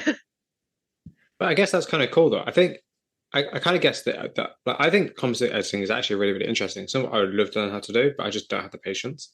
But I Yeah, also kind of feel like it's really interesting because it kind of plays around, or at least it kind of sits in this weird middle ground between digital art and photography. Because it's kind yeah, of really neither. It's kind of a digital product but made by photographic methods. And I think there's something really nice about that actually. I think something that's kind of it's something nice about taking an image that's based in real life that changes it so it becomes this otherworldly place. There's a lot of photographers I like who am I thinking of? So people like Passe, people like Violent Purity, people like Lawrence Hardy. I don't know if you know any of these people. People like Lawrence Hardy, people like Henry Film, go back to Henry Film. yeah, Like they take images, but because they're editing, like the colors they use and like the way in which they might like blur a scene or they might have, kind of really interesting perspectives, changes makes the images look very kind of either painterly or very otherworldly. And like, is that yeah. sense of otherworldly important to you? It is. Um, I guess I think the biggest thing for me is I really like otherworldly that is very natural. Like I'll go somewhere and I can feel that kind of feeling. Yeah. Like when I go to like a laundromat, for example, in like the middle of the night, I like how it feels so otherworldly without me having to do a lot to it because I feel like that translates really well. So, Yeah, that makes a lot of sense. That makes a lot of sense. Are there any kind of specific locations that you like to shoot at? Like any of that you haven't been before, like say at night, for instance, that you would love to go to? I would love to go to the cities at night that are near me. Hmm. But I was not raised in the cities, so I Hmm. do not know which parts of the cities you do not want to go to. Yeah, Because we do yeah, have like a pretty yeah. high crime rate in the cities that are near me. Um, but at some point, it would be nice eventually to be able to kind of explore the cities, especially at night. I think they'd be so beautiful to shoot. They have so many cool places, but yeah, I don't know when that's gonna happen. So, is there an image that you regret not shooting, or a missed opportunity that you still think about? Um, yeah, there's a lot. I don't really take a lot of the pictures that I want to just because like I'm anxious about it. Like I have seen like a lot of like cool like maybe people have like cool lights on in their house and it looks really eerie. Hmm. I won't take a picture because I just feel like that's so like invasive, even though I know like plenty of other photographers do it. I feel like Hmm. it's so invasive for me to do. Otherwise, like especially on the highways, I don't know what it is about like highways here at night, but I love them. I think they're so cool looking, but you can't just pull over and take a picture on the highway, unfortunately. So, Hmm. because it's like illegal. So if a cop passes by, you can get a lot of trouble for just like pulling over to take a picture. Um, and I kind of just try to avoid dealing with that. So, Yeah. yeah, no. So that's kind of the stuff that I regret not being able to take a picture of. See, that's actually really interesting though. I think especially like not wanting to take pictures of people's houses because I feel like that's such a in many ways, I feel like it's now like a stereotype trope of like images I see. Although people do it amazingly, people like JC Fox, his work's Yeah. incredible. And even like Todd Hydo, going back to kind of the classic Todd Hydo, like house hunting and whatever. But I think why do you feel like it's invasive? Because it's just somebody's house. I I don't know. I guess I see like my home as like an extension of me almost. Like I would Hmm. feel weird if somebody was taking pictures of my windows. I don't know why I would feel weird, especially if they were closed. Like the curtains were closed, but for some reason it just gives me such like a weird like feeling like I shouldn't be doing that. So I just yeah, Yeah. I don't know. No. I've just always like Yeah. avoided doing it. Actually, that's one thing that I've actually very much learned the hard way of like how suspicious you look taking pictures. I've never Yeah. thought about that. But it's like I always forget how suspicious shooting images are. And I think if you're shooting stuff at night, like houses and stuff, it can be a bit like what you're doing. Yeah. Yeah, I so don't yeah. especially I don't live in the cities, but I live very close to them. So Uh I feel like people are definitely definitely more suspicious out here. Like you see like Ring doorbell footage on like the neighborhood apps of Mm. like, who are these people that are by my house at this weird time of night? And I'm like, okay, I don't think I want to join that list of people, so I am quite okay. That's weird that you have like neighborhood apps. That's weird. Like you have like Yeah, I think is we it like have a next lot of door? those. Is it called Yep. next? Yeah, like that's makes no sense to me. I don't know if we have that here. We might do, but I feel like in America everybody's a bit more connected. I feel like here they're not. Like I I don't don't know think. if it's so far connected. It's more of like everyone's really nosy Oh, okay. about what's going on with other people. Like if there's like a crime or not crime, but like if there's like a car crash, like there'll be Yeah, like 50 comments of people being like, "Are the people involved okay? Are they okay?" Like that's it's not, insane. unfortunately, not really your business. Yeah, I Like feel you're like not like yeah, directly impacted by it, so I don't know why you're like it's people that haven't even like seen the like car accident. They just that's saw weird. somebody else's post of, does anyone know what happened in this car accident on this road? And it's like, That's weird. Like whereas in here you just drive past it really slowly. yeah, That's all you yeah, and do. just you'll stare at it. Yeah, which is that's weird. I think that's Yeah, weird. But no, then here they have a whole app for asking everyone else's business. So yeah, what image are you the most proud of? um, I think probably my first like creative portraits that I did on my account. I think if they were actually of my friend Kat. Um, I had just kind of gotten done with the modeling thing, and I had a really bad experience actually with the modeling stuff. And so I don't know, I almost thought about kind of just like giving up art in general, like photography, because I was just like, yeah, I don't think I'm cut out for this. Hmm. But I decided to kind of shoot the portrait stuff because that was kind of what I was working on with the photographer I was working on. And I really enjoyed it. And so I think that was kind of like it's probably my favorite picture that I've taken, even though they're not probably the best. They're Yeah. definitely like very beginner because I'd never really shot like a lot of portraits before that. But yeah, probably my favorite. But I think that's nice because that's like you can look back and be like, this is where I started. And it Yeah. gives you the kind of motivation to be like, okay, maybe I was at that point where I didn't really want to continue. I wasn't sure if I wanted to continue. And then because I did, now everything you've done since is because you decided to continue. Yeah. Like that's good though. I like that. And I also like that you're like, they're not the best, but they mean something to you, which is very important. Yeah, it's kind of why I've kept them up is just because it was kind of like a turning point almost, I Hmm. feel like in my art for me. So, So what kind of skills does somebody need to have to be a good photographer? oh boy. I think probably just like a good eye. Like I feel like a lot of my stuff is all set up just by me looking through like the lens and seeing how it looks on camera. And that's just kind of how I put my stuff together. I don't specifically plan it out in any way. It's kind of just like thinking on the go and kind of like mushing stuff together until it works. Hmm. But yeah, I'm probably not being too critical of yourself because that Yeah. is very damaging, I feel like. Yeah, 'cause I think it's easy to forget that we're all at very different places when we're Yeah. creating work. Like some people have been creating work for years and they just do it without thinking about it. Other people need to have the time to actually sit down and think what they're doing. And I think Yeah. it's very easy to look at an image and be like, oh, this is good, this is bad, but we don't actually think about kind of like the person creating it. I think sometimes, I think with photography especially, and I'm definitely guilty of this for sure, we don't really think about kind of the thought and effort and time that went into creating that image. We just say, oh, this is a really nice image.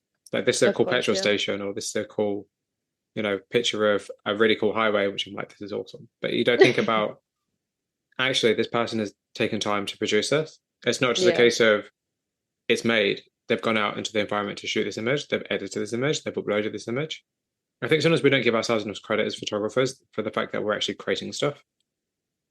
Yeah, I don't know. Sometimes I look at my pictures and I'm like thinking about how easy it was to set up, and I think about like actually I had to get up or I had to like do this after I worked 13 hours Mm. and set up a whole set and then take like get all dressed up for it, do my makeup for it, put on a wig Yeah. and do this picture and then put the all of that away because I am very clean, so like I Mm. put all of that away as soon as I'm done shooting, and then I like go through and edit it and I forget that that's a lot of work actually. Like Yeah. that's a lot of time. Yeah. Because I think because, a lot of the general public take an image on their phone, throw a photo and upload it within like 2 minutes. Hmm. That's not photography. That's taking an image.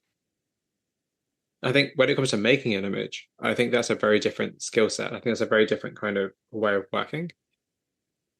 I think we just forget that photography is an art form and photography takes time. I don't know, like I always go back and forth because I feel like it's very easy to look, even your own work. You can look at your own work and be like, oh, this isn't that great. But then you just forget like it's history. It's like the things, like the place you were, like both Yeah. physically and literally. It's like a document of the place you were as a person at that moment in time, as opposed to like you're in a different place now. There's something Hmm. interesting about that. I don't know. There's something interesting about looking at your work and being like happy with it. Are you happy with your work? Currently, yeah. I would like to see like a little bit more from myself in terms of like lighting and just general like setups, but I've seen kind of like my old work and how far I've come, especially in portraits. So Hmm. yeah, I'm pretty content with how it's going, I guess.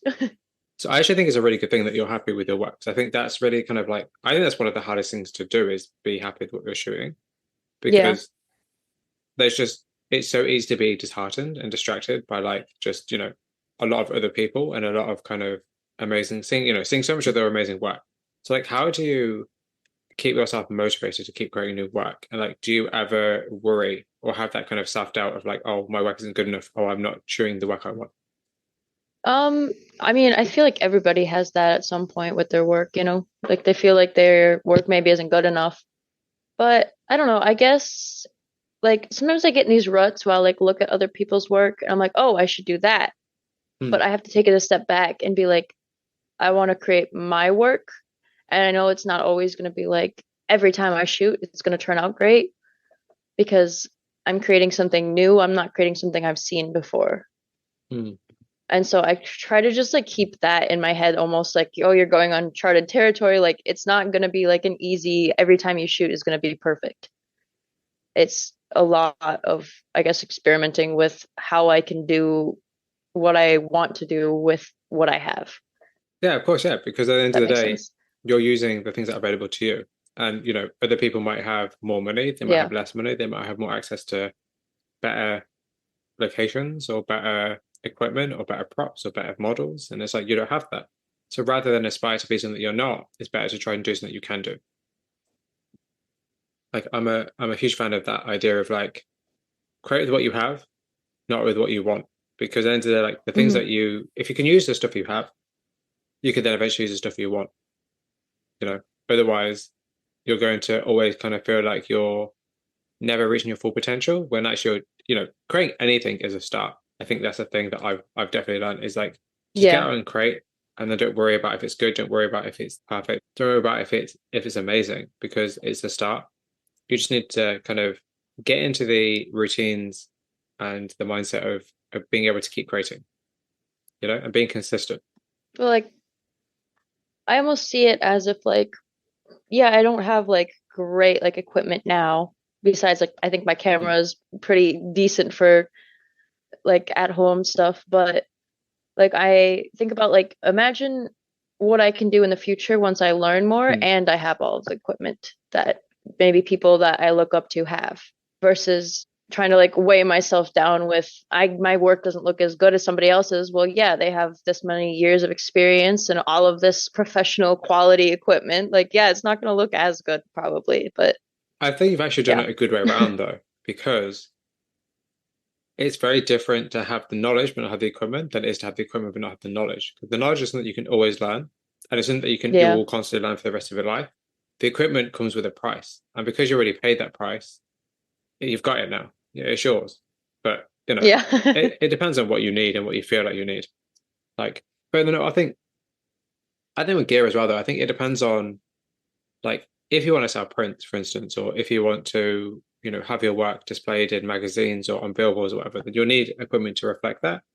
But then, actually, Of I course, also yeah. feel like, well, I guess how can I say this topic? How can I approach this topic in the best way possible? Like, do you think, because to me, there's been like a huge revolution in disposable cameras being used to take images and people using like Yeah. really cheap slash kind of outdated methods to take images. Like I saw like a camera Yeah, recently that was like paper thin and was supposed to look like film photos, but like it had no settings at that's all. It was weird. just like a paper thin like camera. Yeah, it was very odd. It was like $20, and I was like, "What is I guess, happening?" yeah. I mean, okay. It I guess what I'm trying to say is like, do you think that we're in because it's something that I spoke about the other day, and something I talk about often in terms of these interviews, in terms of nostalgia. And like, do you think that we are at a point in society where, especially photographers, have kind of become very entranced with the idea of nostalgia, so that they're using like really old digital cameras that are like $20 to create images, as opposed to using professional grade equipment? um yeah, I feel like I don't know what happened, but like we Hmm. suddenly went back to like 90s stuff, it seems like the last couple of years, which like I am perfectly cool with.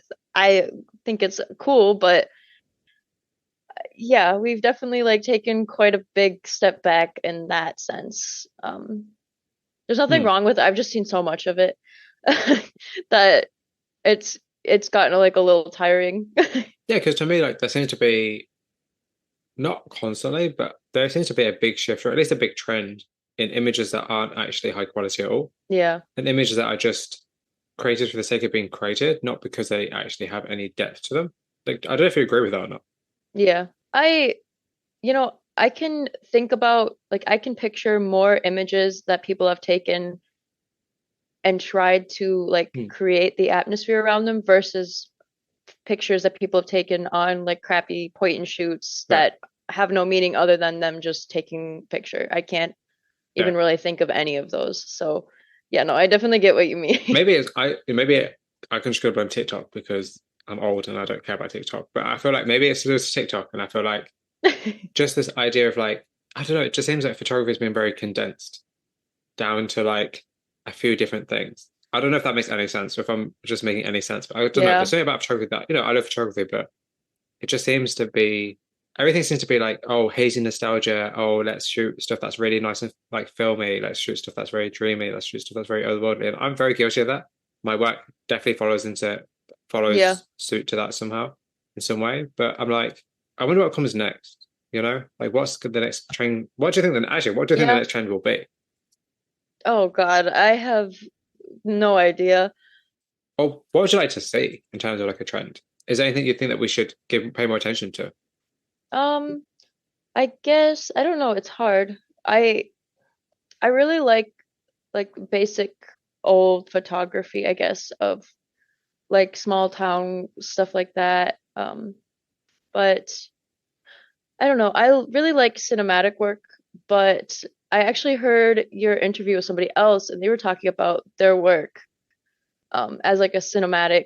You asked them if they thought of their work as cinematic and Yeah. they didn't know what you meant by that. And Cast I by Morrow, I think it was. yes, that's who it was. And I really like thought about that because I used to call my work cinematic a lot. Hmm. And then I listened to that and I was like, actually, that's really interesting. I haven't really thought of it like that. Like, I really enjoy cinematic. I'd like to see it more, but I guess I don't actually know what I would consider cinematic, if that makes Hmm. sense. I would, No, yeah. that does make sense. Because he asked me, and I was a bit like, You're like, I oh, I remember don't that know, I bit. guess. Yeah, I But was yeah, like, I would like to see uh. stuff that I literally go, yeah, that is cinematic. That is straight out of like a movie almost, you know? But why does that intrigue you? Um, I don't know. I guess a big part of like photography for me is like mood. Is Hmm. about being able to like translate a mood into a picture or like a vibe into the picture and like feel that like in yourself almost, you know, versus like, oh, I'm just Yeah, looking at a picture. yeah, absolutely. Like, absolutely. I think that's, I don't know, because I love cinematic imagery. It's something Hmm. that I've always loved. And I think it's something that I see all the time. And to the point that I feel like I'm a bit sick of it now. Yeah. But then again, I'm like, that comes down to like composition, to lighting, to editing, Yeah. especially like editing and tones. But I don't know, it's just like, it's something I'm really sick of, but at the same time, like I also do it myself, so I'm not clearly not that sick of it. So I don't know. I don't know. So I would actually suggest Hmm. actually looking at art that is cinematic as opposed to photography that's cinematic. Yeah. Because I kind of feel like if you look at art that's cinematic, and by that I mean like painting, Hmm. because I feel like cinematic photography is kind of overdone, and Yeah. like you're never going to learn anything new by looking at what other people have already done. If you look at it in a different medium, then I think you will kind of gain more knowledge. Like for instance, you're going to look at more films and actually do a bit more filmmaking. Yeah. That will improve your photography so much more because you'll have access and ideas. You'll have access to the ideas of how a camera moves. So you'll Yeah. know, oh, actually, how can I apply this in a still image? I think your work is going to absolutely evolve over the next few years, but like in the best way possible. And I'm very much looking forward to seeing that happen as well, by the way. I think it's going to be super cool. I think it's going to be really cool. Do you feel like you're part of a larger art community? Um, yes and no.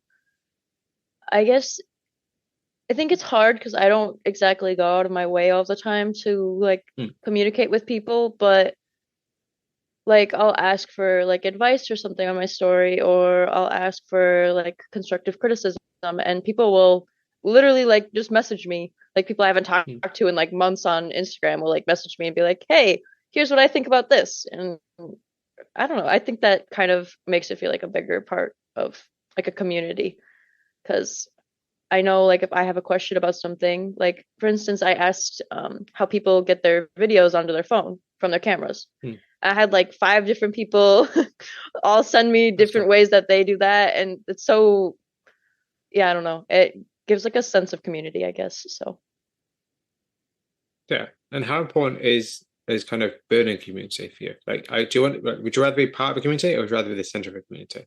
definitely part of a community. I don't really like being the center of attention anyways, Hmm. but I feel like you can learn so much more from being like a part of a community than like the center. Um, like I guess like if I look at like your work, like you would be the center Hmm. of like the flying fruit bowl, right? Yeah. Well, yeah. You obviously learn like a lot from the people, but you're meeting so many people that you have to be so overwhelmed. And meanwhile, I can kind of consume your content at whatever Yeah. rate that I want, and I can listen to your podcasts and like actually soak in who you're talking with, like what their Yeah. work is. And yeah, I don't know. I feel like I learn more that way. Yeah. That's actually, as funny as it is, that's actually a good analogy. Um, because I was going to say, like, as a photographer, I feel like if you want to be quote unquote a popular photographer, I Yeah, feel like you end up being a community around yourself and your work. And it's not necessarily about other people, it's about yourself. But obviously, it's about other people, but it's also about yourself. I think that's kind of like a slippery slope, I think some photographers fall into.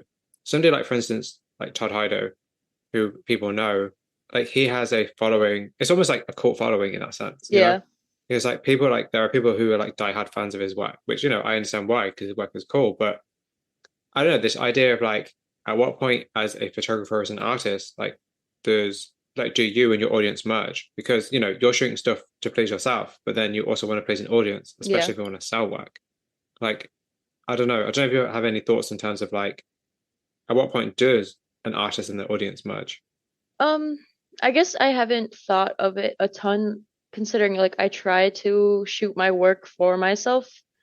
Obviously that Hmm. doesn't always go across great, Hmm. but that's kind of my main goal, especially as I don't have like a great style or like a big following at all or anything. So I guess I haven't really thought too much of how you kind of merge your work into your audiences, you know. But like, is like having gallery shows, selling prints, being kind of like a fine art photographer, something you're interested in? I think it will be. I just don't want to put that kind of pressure on my work at Hmm. all anytime soon, Oh, I guess. oh, Yeah, fair enough. like you said, I have That's very, like a lot of free time right now to kind of like experiment. So, yeah. Yeah. So like for the next like few years, you're going to just focus on creating work. yeah. And then from there, you're going to figure out what you're doing with it. Yeah, pretty much. Which, you know, listen, that's exactly what I'm doing. I'm spending these last year and this year, I'm just shooting work, not even thinking about it. And then next year, I'll think about what I'm doing with it. Because, like, do you Yeah. want to make a photo book? Do you want to make a zine? Do you want to have a gallery show? Like, you know, I think that's the one thing I feel like.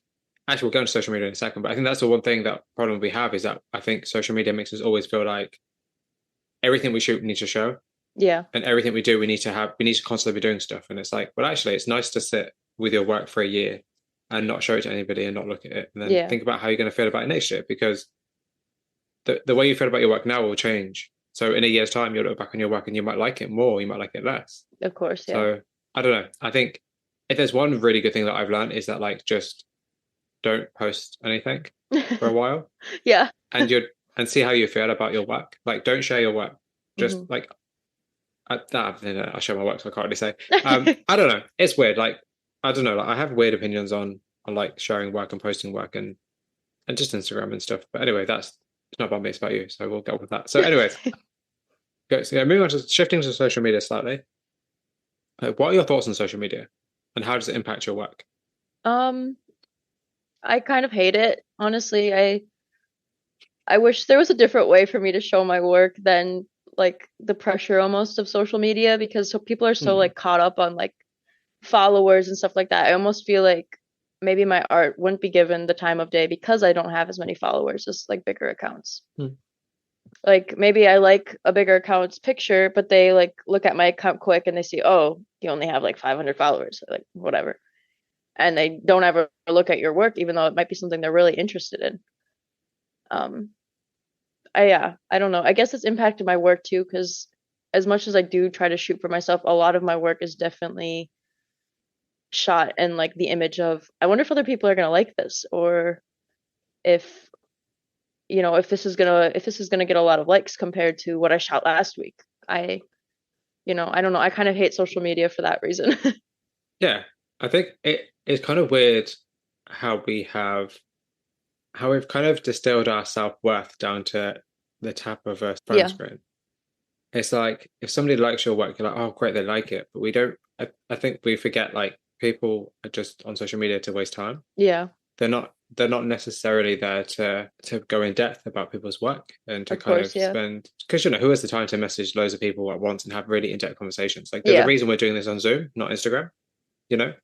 And I'm kind of curious, like, do you think Instagram is a good place for photographers to share their work? Um, yes and no, I guess. I feel like people just glance at your work. I don't feel like it's ever actually like looked at. Like you put so much time into an image and it's maybe looked at for like 3 seconds and someone will like Hmm. it or maybe comment if they really like it. But yeah, I don't know. It's hard because I feel like the best place for your work really would be like a gallery, but you don't Hmm. always have the time or the energy or the money even because, they Yeah. obviously have you pay for like submissions. So, yeah, no, I wish there was like a better way to share work that it was actually like people would actually take in your work versus just, oh, there's another picture, you know? I think that's why websites are important personally, Yeah. because I think for me, there's nothing better than going on a person's website and actually just like taking the time to look through their work. Hmm. And also, the great thing about websites is that that's how you can choose to showcase your work in the way you want. Hmm. You don't have to adhere to any rules by any social media sites. Um, but I really agree with that. I think it's something that I've been thinking about a long time actually, in terms of like what is a good place to share photography because I think and even art in general, but especially photography because I think photography it already doesn't have the best reputation of being like an art form. I think a lot of Yeah. people still haven't really kind of gotten into the mindset that photography is art. But I'm always kind of curious, like I don't know, like there has to be a better place than Instagram to Yeah. show your work because it's just such a small like they're just like an image is only so big on Instagram, and Hmm. if you shoot images that are like really detailed, like how do you get that across? It's hard. I think it's really hard actually. Yeah. Something I need to look into. I'm like, I should figure that out. Um, there was a point like a year ago that I was like, I should make a new social media site. It's never going to happen. Yeah. But I was like, I should do that because that'd be great because it costs like 50 grand to start or something stupid like that. Oh, And I'm like, wow. yeah, I don't have that kind of money. And even if I did, I'd be doing something else with that money. Um, unless somebody wants to crowdfund that, I'll be like, Oh, but God. I don't know. Because one thing I'm thinking about at the minute is like community, and it's Hmm. like, well, how can I build? Because I have but that sounds big headed. Like I have a lot of connections with a lot of different people. Like I talk to a lot of different people, but Yeah. like how can I get them all together? 'Cause I think that's important because it's great for me to know different people, but I know people who would get along really well with other people, and I can link you to like 20 million different people, but it doesn't mean you're gonna actually message them or they'll message you. Yeah. So at the minute, I'm thinking like maybe creating like I don't know if it's going to happen, but maybe like some kind of WhatsApp or Discord server for like just kind of artists. I don't know if that's gonna happen. It's something I'm thinking about. I don't know if it's gonna happen though. That would be I fun. just feel like we Just need more community. don't burn yourself out because you're doing so much all at once. But the weird thing for me is that I don't feel like I do enough. Which sounds weird. I generally don't feel like I do enough. Like Yeah. there's so much more I want to do. Like I want to do like artist promos. I want to create reels for artists. I want to do exhibition tours. I want to, there's so much I want to do. But I just need the time and I need the money and I just need to, I don't know, need to do this full time. But then I also don't want to do it full time. So I'm Yeah. like, we'll see. Um, anyways, moving on. So I have a question here for you from an artist that I know called Ruben Granero Garcia. And Okay. it's an interesting question because he's not I haven't interviewed him yet, but he's somebody that I spoke to on Instagram a while ago, and we were talking about audiences and the Hmm. idea of creating work. And he had a question. I said to him, if you ask me the question, I said I'll put it on the podcast, and I actually want to ask you. I think it would be good to ask you. But he says his question is, does having to present your work to reach an audience have any effect on how you create the art?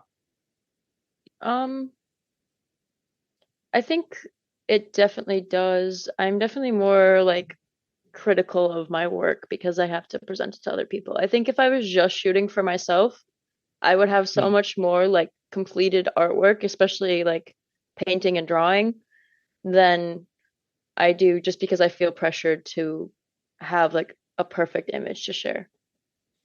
Hmm. Yeah, absolutely. Because do you like, so would you say that you create work for yourself or for others first? I like to think for myself, but I'm sure because I do post 90% of like my content is probably for others. Hmm. Because it's like it's a hard kind of a trigger war with yourself because like you want to create work that you're interested in, but you also Yeah. want to create work that other people are interested in. And it's like you have to kind of find a weird middle ground where you're happy to post what you're posting, but you're also happy that other people are going to like it. It's weird though. It's Yeah. kind of weird. And it's also weird when you have those photographers who claim, oh, I just posted work and like I didn't expect anybody to like it. And it's like, well, clearly you did because what you're posting is considered. Yeah. Because the thing is like we forget like anything you post is a considered post, you Yeah. know? Like even if it's something you don't like, you've considered the fact you don't like it. I don't know. But okay, so another question I want to ask you is, do you think that content creators have not ruined photography or ruined photographers, but do you think content creators have jeopardized, I guess might be the way to put it, like photographers and the way in which that photography is seen? Um, I guess not exactly. I think it almost ruined, maybe not ruined, I guess, but I think it's put almost like an expectation on photographers to pump out content just like they do. Because I know a lot of content creators that literally post like every day or like 3 or 4 times a week. And I just think most artists or creative people just aren't able to really keep up with that type of flow. It's just almost impossible, I feel like, especially Hmm. if you're doing stuff on the side. Yeah. But is there a difference between art and content creation? I don't think exactly, maybe between like a fine art and content creation because there's more like of a deeper meaning, but just between I think art and content creation, I don't think so, just because you're making both for an audience to consume, you know? Sure. That's a good denomination, actually, I think. Um, yeah, that's actually a good point. That's actually a good consideration. Yeah, now you said that, I'm like, that's actually a good point. Because either way, it's to be consumed. Yeah, that's amazing to think of a series I really want to shoot. I'm like, oh, that's a really cool series I really want to shoot. Because I really want to shoot like probably a self portrait series because I don't have any friends. Yeah. So I want to shoot like a self portrait series, like just based on like um contemporary words to do with social media. So stuff like feed, stuff like stream, stuff like Okay, consume, gotcha. stuff like save for later. Like I want to create images based on those titles, but I don't know what the images are just yet. I But gotcha. just something conceptual, something cool. I don't know. I've had it in my mind for a while now, and I'm like, because like actually, okay, a question for you actually. It's Yes. like, how do you organize your thoughts when it comes to your work? Like, do you write things down, or do you Um, keep a journal, or do you just kind of keep it in your mind? I do all of the above. I sometimes I do little sketches of what I'm thinking of. Hmm. Um, sometimes I'll like actually write down words, and sometimes I'll just have like 12 images in my head at once and try to figure out which one I want to do first, and whichever one works, I guess. Do you ever show that though? Um, Not really. I don't know why, but like my sketchbooks and my like journals are very like personal to me. Oh no, Like no, I don't fair even enough. want my fiance to look at them. I'm like, what are you Oh yeah, fair doing? enough, fair enough. Looking in my books? Yeah, no, they're very, I don't know why, they're very personal to me, so I'd never really like shown anyone any of that. No, absolutely fair enough, because I guess that's just like, you know, like the way your work is just a way to process your thoughts and opinions. That's like your journals are the same. That's a good point. But it's just like I love seeing stuff like that. I love seeing like people's like how like the thing I'm really interested in photography especially is the pre-production. I Hmm. feel like we focus a lot on the image and the post-production, but we don't really think about the pre-production, like what comes before creating the image. Because I feel like there's so much thought that goes into it that we don't really share, we don't really consider. Yeah. So I think stuff like that always fascinates me. Like if people share like sketches of images and how they actually turned out, or like how they like how you got to this image. Like I'm always interested by that because I feel like only you can create that image. So like Yeah. how did you? I Something don't, that I've always been interested in. sometimes I just go to like you guys have Michael's there in the UK? No. It's like a giant craft store. Oh, okay. We have like Hobbycraft. Okay. We have Hobby Lobby. So, all right. Wow. Close enough. But yeah, I pretty much just go to like giant craft stores sometimes, and I will just walk around and look at things, and sometimes I'll just get a bunch of ideas and I'll come home and I'll just work on that. So, That's so cool. yeah. That's so cool. I love that idea so much. I love the idea of like just being inspired by your surroundings and just seeing something and being like, oh, I can use this. Yeah. Like I love that. I love like the DIY aesthetic of people just doing stuff with what they have. Like that's so cool. I absolutely love that so much. I think that's so good. Because that just shows, you know, you're meant to be creative Mhm. because you have a creative mind. You see things that other people just walk past and not care about. But you look at something and be like, oh, I could use this fabric in a certain way, or I could use this nail gun in an interesting way, or like, you know, Yeah. something like that. And I think that's really interesting, actually, how people have the ability to be able to look at something kind of boring and transform it. I think that's great. I think that's amazing. That's absolutely cool. That's really cool, actually. I love that. I think it's great. Um, so do you think being an artist is liberating, isolating, or both? Um, I guess I think it's kind of both. Like, I prefer to be alone when I'm making art for the most part, but I also feel like because I express a lot in my art and because I'm in like a community, because I share my art is very like liberating in itself, just because I don't typically like go out of my comfort zone to talk to people. So So what does it mean to be a successful artist? to me, like I if I think about it just like generally, like I think of numbers, but when I try to think of it, what it means for myself, I think of like being content with my work to the point of like, yeah, like I can't do better than this. This is like it. Like this is where my work is, and I'm content with it.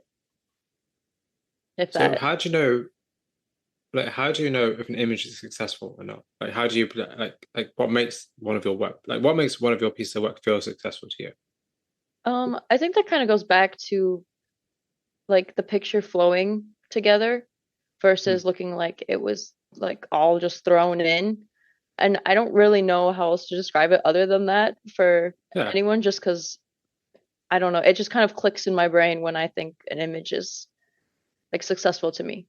If it's something I want to like continue editing on or yeah.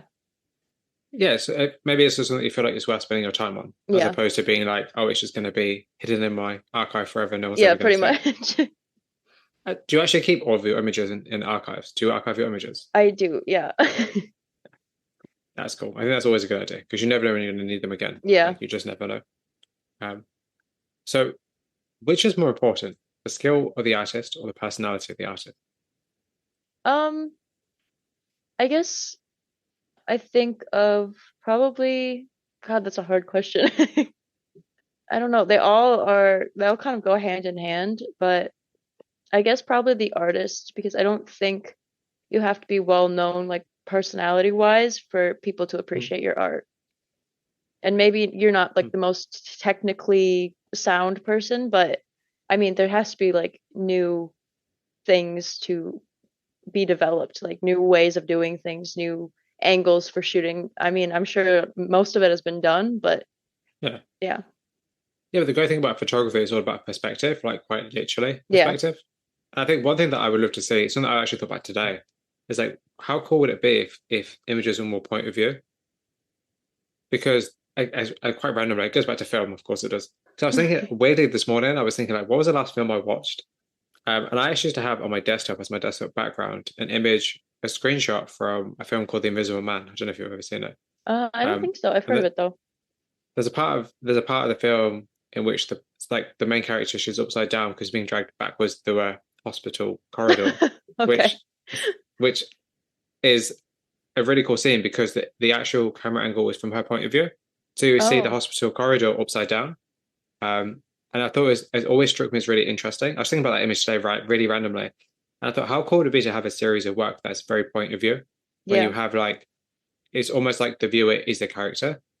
Like that could be really interesting. And I think that's something we don't really see enough in photography. Like kind of considering who the viewer is in the Hmm. work and what kind of role the viewer actually plays within the work itself.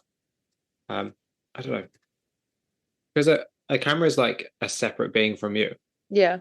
if that makes sense. Even though you're using it and you're looking through it, it's still not you exactly. It's removed from you.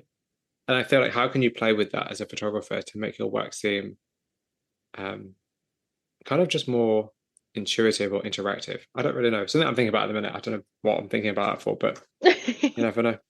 Just something I literally just randomly struck me this day, and I was like, "This is really cool. I should think about that." Which means I'll never do anything about it with it for another 5 years at least. That's what it means. Well, I Um, look forward to it coming out eventually.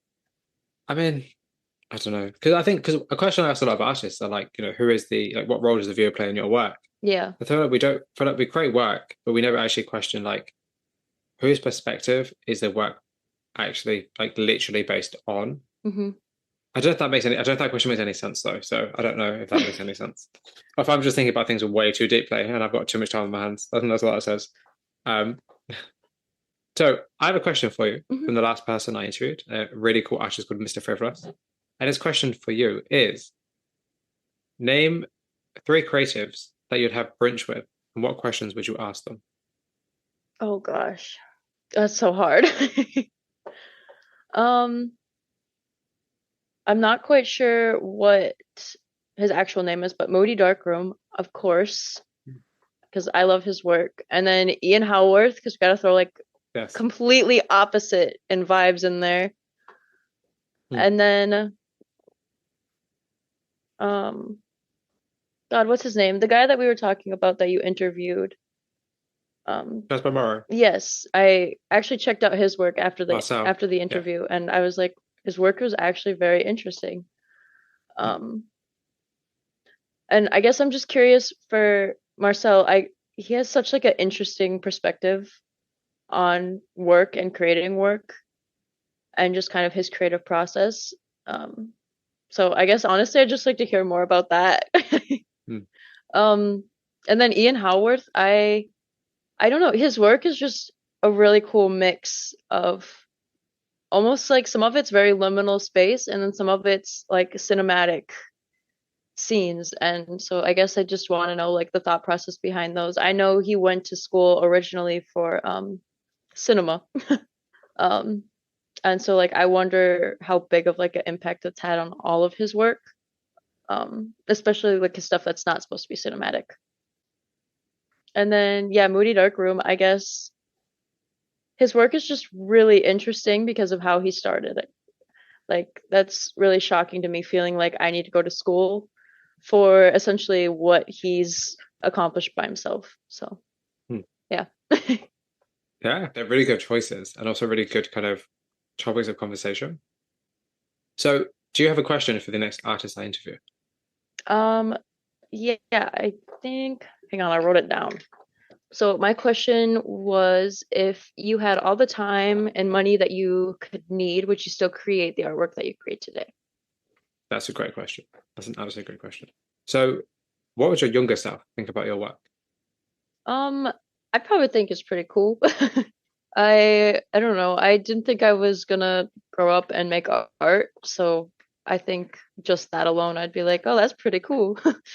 So Yeah, yeah, I think I'd just be proud of myself for taking that leap. yeah, yeah, absolutely. I think that's a really nice way to look at it though, because it's like you don't know what you're gonna do. You think you know what you're gonna do, but you don't know how you're gonna end up or where you're gonna be, what you'll end up becoming or where you're going to end up. Yeah. So I think that's nice that you're content with that. I think that's a really good thing. And the last question, which you're probably very glad to know, is what are you currently working on? Where can people find more about you and your work? Um, well, right now I'm just working on more liminal spaces stuff. And you can find my work on Instagram at Liminal Films, or and then I have like a link tree of like a bunch of different. I have like a Facebook for Liminal Films. I have a Tumblr for my unreleased pictures that are all film. So yeah. Which I absolutely love. Like I need to do the same. Yeah. I saw that and I was like, this is such a good idea. I need to do the same. So thank you so much for inspiring me to do that. Yeah. But Calypsa, thank you so much for being here. Yeah, thank you. It was fun.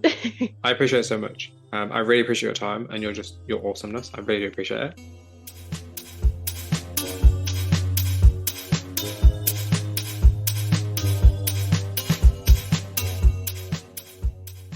That concludes my conversation with Calypsa Jefferies. Thank you very much for listening. If you have any questions or comments about it, please send me an email at theflyingfruitbowl@gmail.com or get in touch via social media sites such as Instagram and Twitter. The Flying Fruit Bowl podcast can be found on a variety of sites such as Spotify, YouTube and Apple Music. If you'd like to support the show, please consider rating, reviewing, sharing or subscribing on any of those platforms to help spread the word. Also, please don't forget to check out theflyingfruitbowl.co.uk for daily art inspiration, and if you're a creative, please get in touch for a chance to be featured or interviewed. If you're interested in supporting the platform further, we now also have a Patreon page. Tiers start from £1 and more information can be found over at patreon.com/theflyingfruitbowl. Additionally, if monthly donations are not your thing, we now also have a PayPal for one-time donations. I'll include a link to our PayPal in the show notes. Once again, thank you very much for listening to this episode today, and until next time folks, please stay safe.